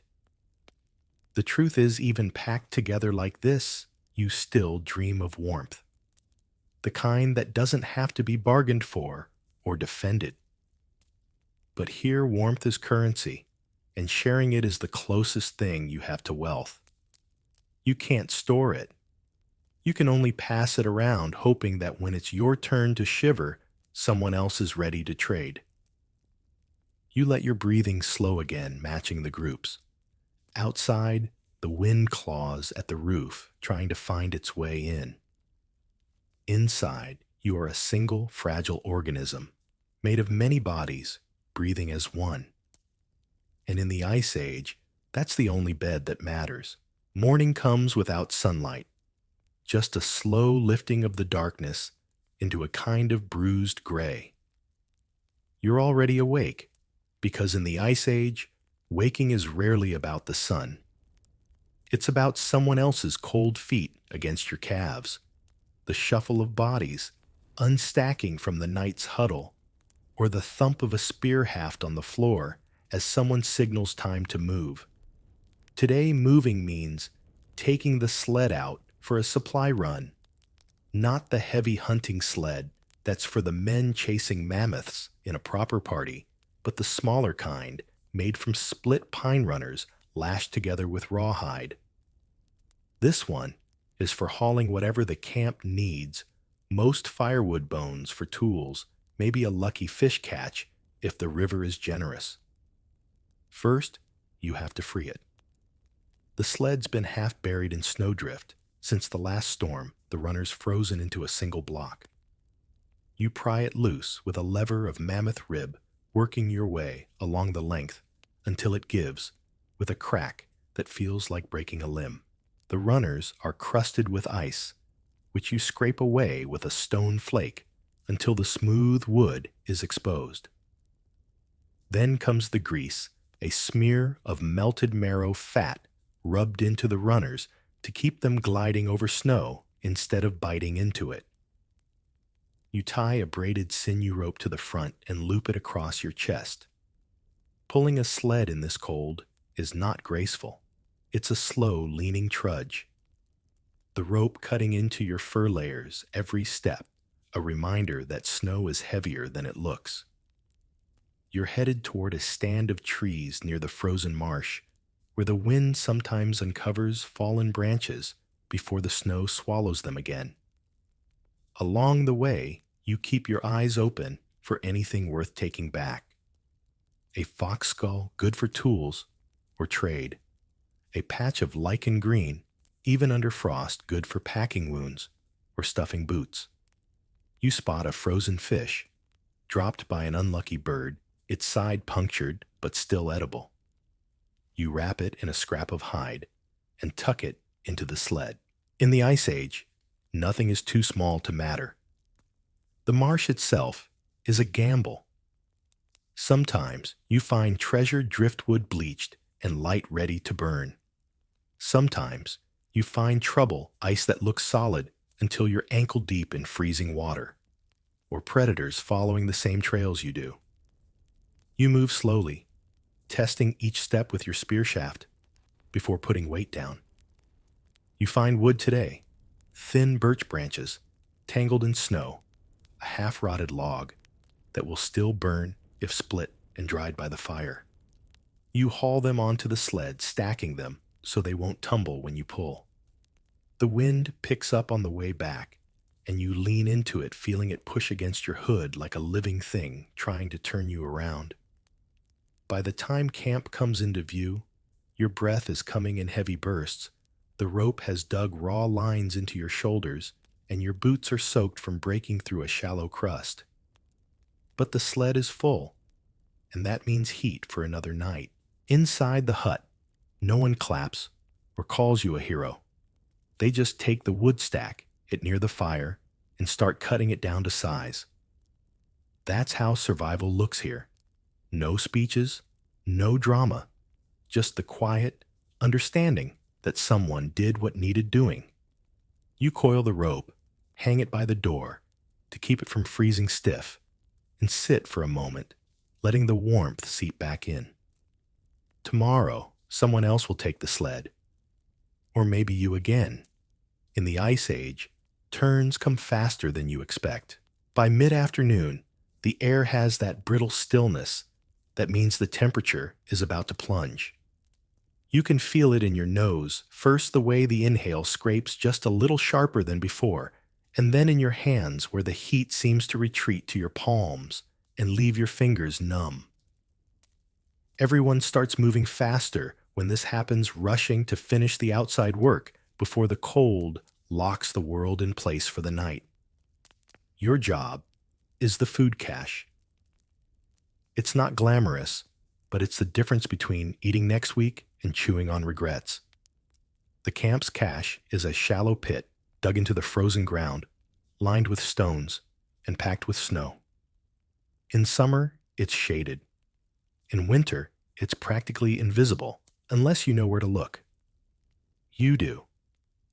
You help dig it before the frost set in, swinging a bone pick until your shoulders burned, knowing the work would pay off when the cold turned the pit into a natural freezer. Today, you're checking for two things: predators and spoilage. The first is easy to spot. If a fox or wolverine's been sniffing around, the snow will be churned up and you might see the flash of a paw print. The second is trickier. Meat can keep for months in this cold, but if the cache isn't sealed, right melting and refreezing can ruin it faster than hunger can. You push back the drift, covering the entrance, and crawl inside. Your breath fogs the air, making a low mist that hangs in the stillness. The meat is stacked in bundles. Reindeer haunch strips of dried fish, a few precious chunks of mammoth fat wrapped in hide. You run your fingers over them, checking for ice crystals where they shouldn't be. So far, so good. There's debate, always is, about whether to store meat high hanging in trees or low buried in snow. High keeps it out of reach of most scavengers, but exposes it to wind and drying. Low uses the cold earth to keep it frozen, but risks flooding during a sudden thaw. You've seen both methods work and fail. Here, you trust the ground, mostly because there are no trees tall enough to hang a mammoth haunch from. While you're checking, you spot something new. A fox has been here. The tracks are small, neat, and fresh, leading to a corner where the snow wall has been pawed at. The meat inside is untouched, but you know that's just luck. You pack the wall tighter, add a layer of icy snow from outside, and mark the spot with a line of mammoth dung. It's crude, but predators understand the message. When you crawl back out, the light has already shifted toward evening. Your knees are stiff from crouching, and your gloves are damp from handling snow. You flex your fingers, blowing into the mittens to warm them, and sling your spear back over your shoulder. Even if your main task was storage, you never walk outside camp without a weapon. Back inside, you tell the others about the fox. A few nod. One man mutters about setting a trap. A fox pelt is good trade, and its meat, though stringy, is still meat. You don't argue. You know that in a place like this, every animal is both a thief and a meal, depending on who wins the day. As the evening fire is stoked, you sit back and think about the pit under the snow, quietly holding your future in its frozen grip. You imagine opening it weeks from now, when the cold has worn you thinner and finding it still full. That's the kind of hope that keeps you breathing here. Not the promise of warmth, not the dream of summer, just the idea that tomorrow's hunger might already be waiting for you sealed under ice, the ice age. Night falls fast, one moment. The world is a dim wash of gray. The next, it's a black curtain, pierced only by firelight and the occasional wink of frost on the snow outside. You're on watch tonight.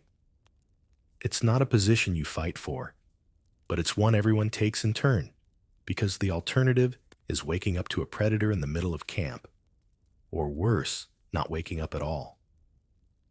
Your post is just inside the hut's entrance, where the hide flap meets the packed snow wall. From here, you can feel the cold pressing against the seams, testing them, slipping in through hairline gaps.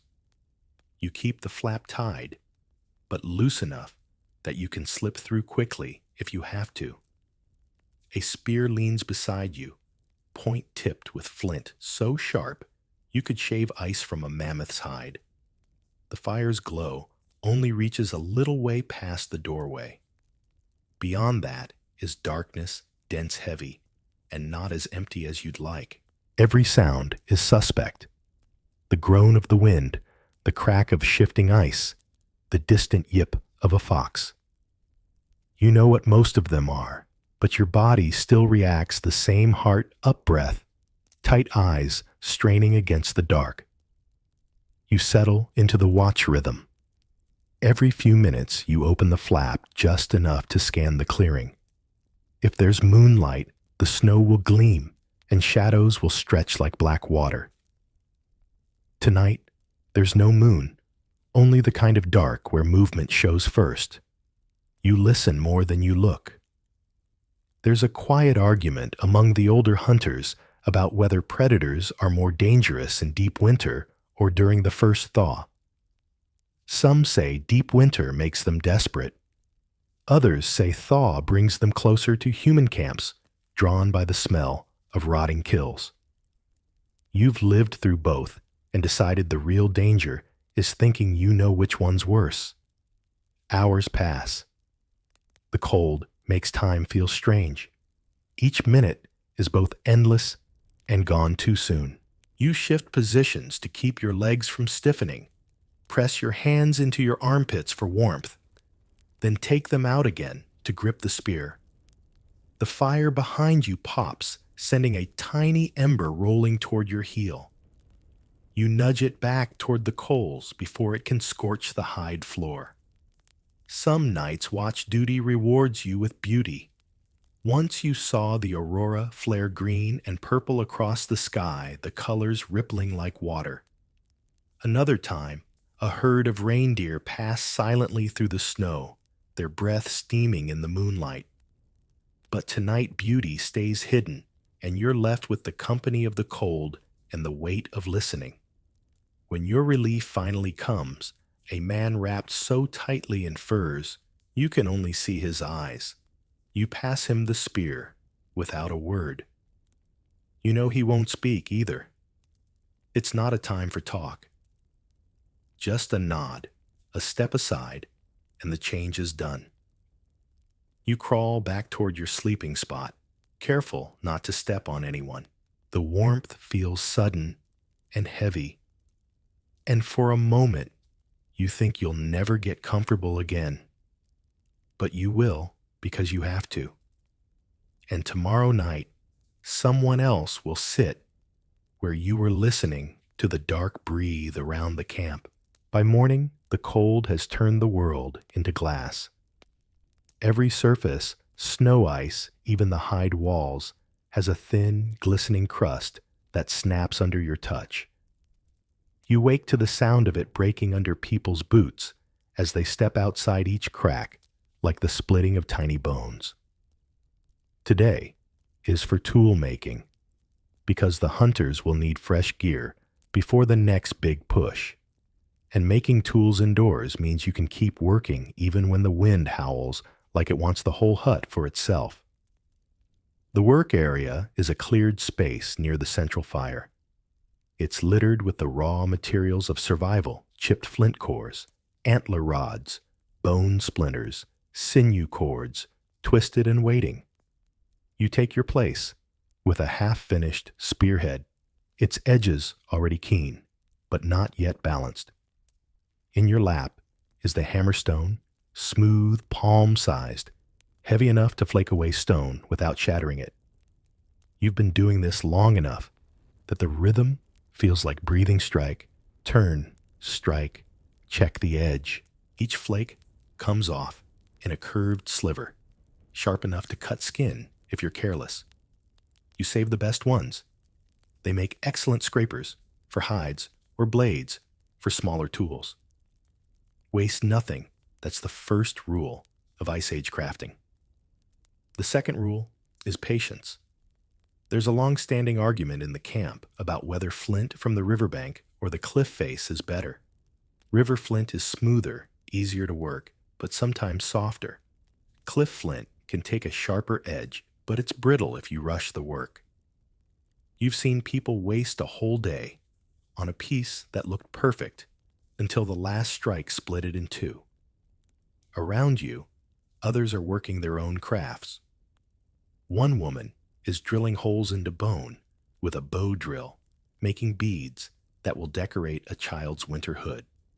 A boy is shaping a new ice gouge from caribou antler, each scrape of his flake tool sending up a faint powder. There's conversation, but it's the slow, distracted kind, half attention on the words, half on the work in hand. You finish the spearhead and set it aside to haft later, choosing a shaft from the bundle leaning by the wall. It's straight birch, stripped of bark, and seasoned by the fire for weeks so it won't warp. You notch the end wrap the base of the spearhead with softened sinew and slide it into place.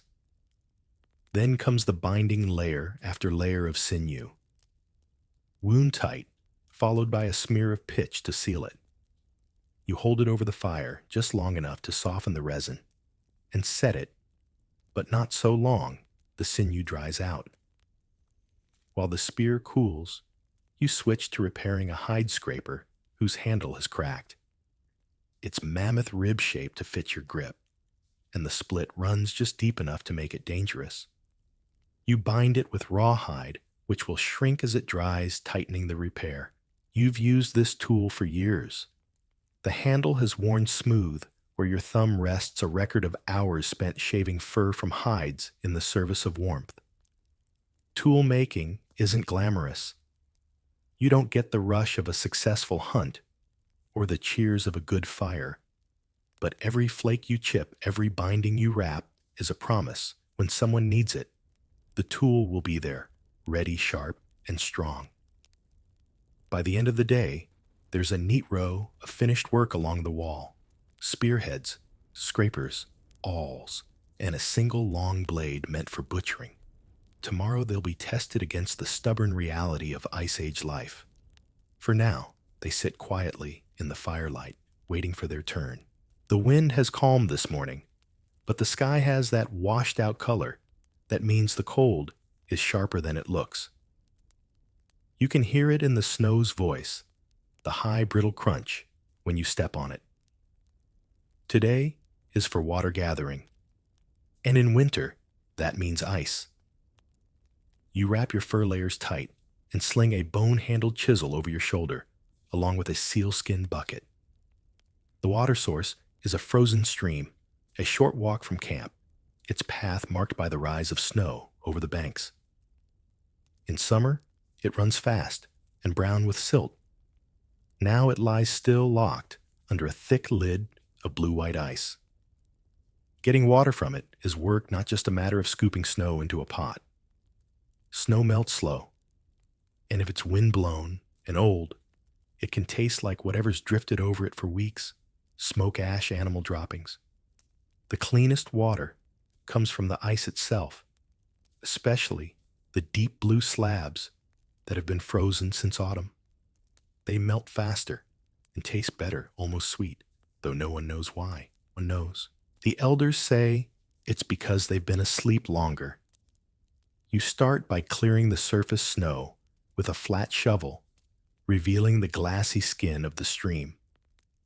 Then you set the chisel's tip against it and strike with a hammerstone, chipping away in a slow ring. Each blow sends a shock up your arm and a scatter of frost into the air. The sound is oddly loud in the cold, sharp crystalline cracks that echo across the banks. Once the ring is deep enough, you pry at the center with a lever made from a forked branch. The slab resists at first, then lifts free with a satisfying snap, the underside dark and clear.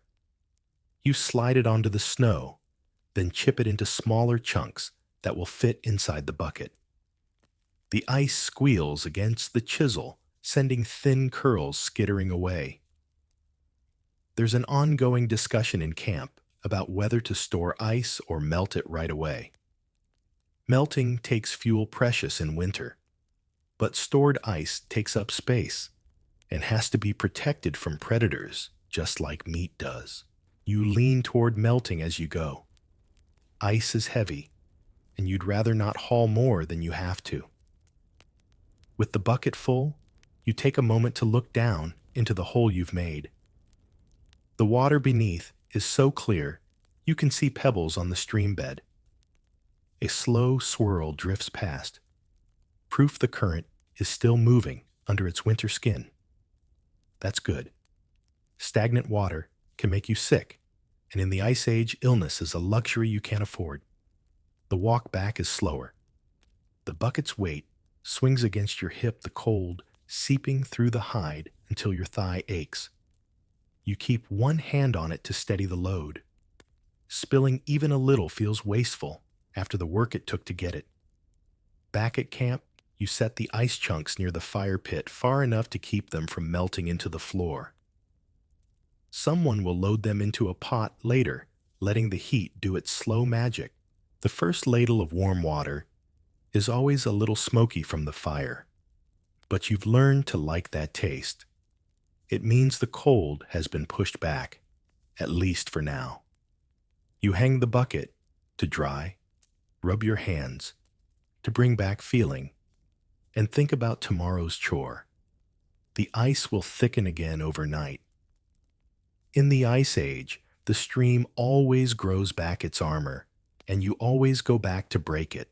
The morning light is a pale smear over the snow, too weak to give warmth, but enough to show you the trail, thin, winding lines where the hunting party left yesterday. They return just after you've finished checking the fire, their shapes slow and heavy against the horizon. No one is running. That's the first sign it hasn't been a great hunt. They bring back a reindeer calf, small and half-starved, its winter coat already patchy. It's not much, but in the Ice Age, not much is still something, and everyone knows it. The hunters lay it on a flat patch of snow, while the others gather around. Knives are pulled, flint blades narrow, and wicked sharp, hafted in antler handles, polished by years of use. You've helped with butchering enough times to know the order: hide first meat, second bones, last. The hide comes off in long practice pulls, leaving behind a pale sheen where the fat clings. Even this thin animal has enough to render into a few days' worth of lamp fuel and cooking grease. The smell is sharp, almost metallic, and it mingles with the cold in a way you'll remember for hours. Someone points out the antlers still soft, covered in velvet. That's good for making glue or lashings, though you'll have to dry them first. The meat is cut into strips, for drying, each one laid carefully on a clean hide to keep it from picking up dirt. Some of it will be cooked immediately boiled into a thin broth that can stretch to feed the whole camp tonight. The bones are cracked open with hammerstones to get at the marrow. It's a slow job, because each splinter of bone can slice deep, and cuts in this weather heal badly. You take your turn, aiming for the sweet spot in the long bones, where they give way under a solid blow. The marrow slides out in pale ropes, rich and warm against your fingers. It's eaten straight, no seasoning passed around, like a shared secret. There's quiet talk as the work goes on. Someone mentions seeing fresh tracks, big ones north of the ridge. Could be aurochs, could be something less friendly. The hunters nod, but don't commit. In the Ice Age, you don't promise more than you can see. When the butchering's done, the hide is rolled and tied for tanning later. The meat strips are taken to the drying rack, a frame of poles set high enough to keep scavengers away. Smoke from a small fire beneath will help keep insects out. Not that there are many this time of year. By the time the sun dips again, what was once a reindeer is now a dozen separate resources: meat drying fat, rendering, in a pot bones, stacked for tools, sinew hung to dry, for sewing thread. Nothing is wasted. Even the stomach will be cleaned, turned into a watertight bag. You've heard outsiders think this kind of work is grim. You think it's the opposite. It's proof you're still here, still pulling what you can from the land. You wash your hands in snow rubbing until they sting and glance at the meat rack. It will freeze solid overnight, locking in what little abundance you've managed today. It's not enough to make you comfortable, but it's enough to keep you moving. And in the Ice Age, that's the closest thing you get to a feast. The wind hasn't stopped all day, just circling the camp, like it's checking for weak spots. You've wrapped yourself in every scrap of hide and fur you own, but it's still in your bones. The fire helps, but fuel is running low, just a few armfuls of brushwood and half-burned bones.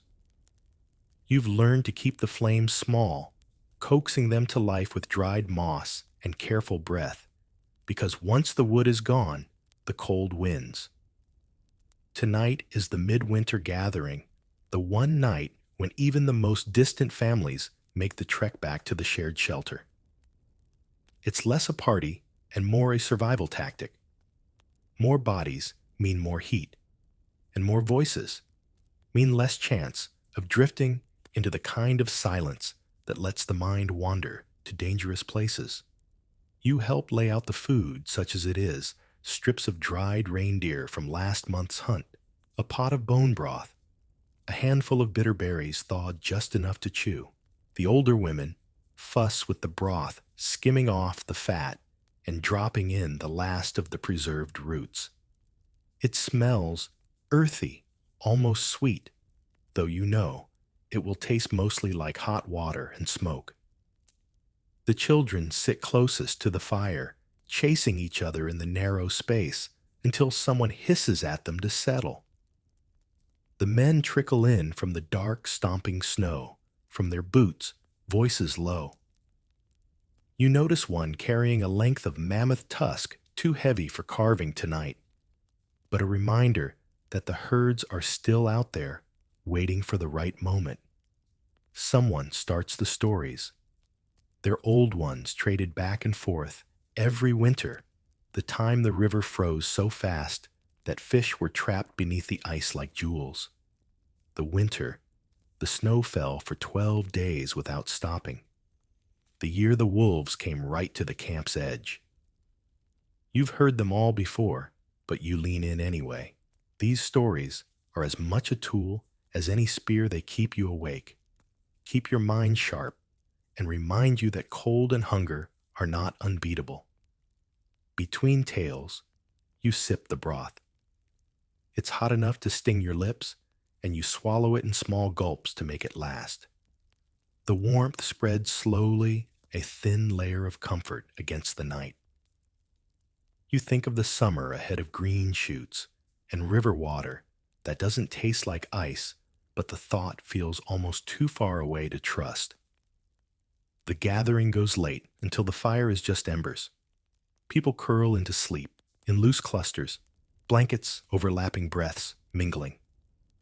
The air smells of smoke-wet fur and bodies that haven't seen a real wash in weeks. It should be unpleasant, but instead, it's grounding. You're not alone in the cold. Outside, the wind rises again. You listen to it from under your hide blanket, thinking of how many winters your people have survived like this. It's a small kind of defiance, this choice, to sit together in the warmth of shared breath, telling the same old stories until the dark gives up. By dawn, the fire is a faint orange glow, more ash than flame. You push yourself up from the sleeping heap joints, protesting, and feed it a twist of dried moss. It smolders before catching the smoke curling toward the roof vent where it slips out into the still air. The wind has gone, leaving the world quiet in that eerie way it gets after a storm, like the cold itself is holding its breath. Today is the first hunt after midwinter, the one that's supposed to turn the season in your favor. Superstition says the first thing caught on this day decides the year's luck. Everyone has an opinion on what's best: a fat hare for quick breeding, a fox for cunning, or something as grand as a young reindeer. You don't voice your preference. In the Ice Age, wanting too much is a good way to get nothing. You shoulder your spear and join the small party heading out. The snow is crusted, holding your weight for the first few steps before breaking with a muffled crunch. Each breath feels sharp enough to cut the air so clear you can see every ridge on the distant ice. You move in single file, following the leader's prints to save energy. The morning passes with only the usual signs, tracks half filled by snow, a bird's cry echoing over the frozen valley. You pause at a stand of birch trees to check a snare you set days ago. It's sprung, the loop twisted, and there's a scatter of fur caught in the knot. No meat today, but the trap still works. You reset it, telling yourself luck moves in cycles. By midday, your group spots movement on the far ridge, a lone reindeer head down pawing at the snow for lichen. The hunters fan out in a slow arc, using the wind to cover their scent. Your pulse climbs not from the chase, but from the knowledge that if this fails, the camp will feel it. Every step forward is deliberate, your feet placing just where the snow is firmest. The throw, when it comes, is all instinct. Spears cut through the air, one striking true. The reindeer stumbles, kicks, and goes down, the snow staining under it. Relief is quiet here, just a few nods, a murmur of thanks to whatever forces kept the wind in your favor. The work begins immediately, the hide peeled back, the meat cut into carryable sections. Fat is wrapped in hide to keep it from freezing too hard. Bones are split on the spot for marrow. Nothing is left for the scavengers but the dark stain in the snow. The walk back is heavier, but not unpleasant. You trade the load with others when your shoulders ache, knowing they'll do the same. The camp greets you with silent efficiency. Fires stirred higher racks cleared for drying. Someone brings you a ladle of broth before you even set down your share. As the sun dips, you watch the meat hanging in the firelight, steam rising from it in slow curls. The superstition might be right. The year could still turn, or maybe it's just another small victory in the long stretch of cold. Either way, the ice age hasn't taken you yet. The fire burns low, now a soft orange blur behind your eyelids. The voices in the camp are quiet, just the occasional murmur or shift of a body under hides. Outside, the cold waits patiently. It always does, but for now, it's kept at the edge, held back by the wall of snow, the thick furs, and the closeness of others breathing the same warm air. You stretch your legs under the blanket, feeling the weight of the day settle deep. The ache in your shoulders is slow and dull, the kind that means you've done enough to matter. Somewhere nearby, someone turns in their sleep, the sound of fabric brushing like a sigh. It makes you think of the trails you've walked, the tools you've shaped, the quiet moments by the water's edge when the ice was clear enough to see your reflection. The camp smells of wood smoke and rendered fat, a mixture so familiar now it feels like part of you. It's the scent of surviving of winter after winter stitched together into something like a life. You imagine the wind outside flowing over the hut, searching for a way in and finding none. Your breathing slows to match the rhythm around you. In this moment, there's no hunger, no fear of the hunt, no counting the dwindling firewood. Just the gentle pull of rest, the knowledge that you've earned it, and the faint promise that tomorrow will come. The darkness inside is thick, but it's a friendly darkness, the kind that lets you drift without watching the shadows. You let it take you deeper and slower until the cold and the ice age are far away, and there's only the soft hum of the fire and the warmth of sleep.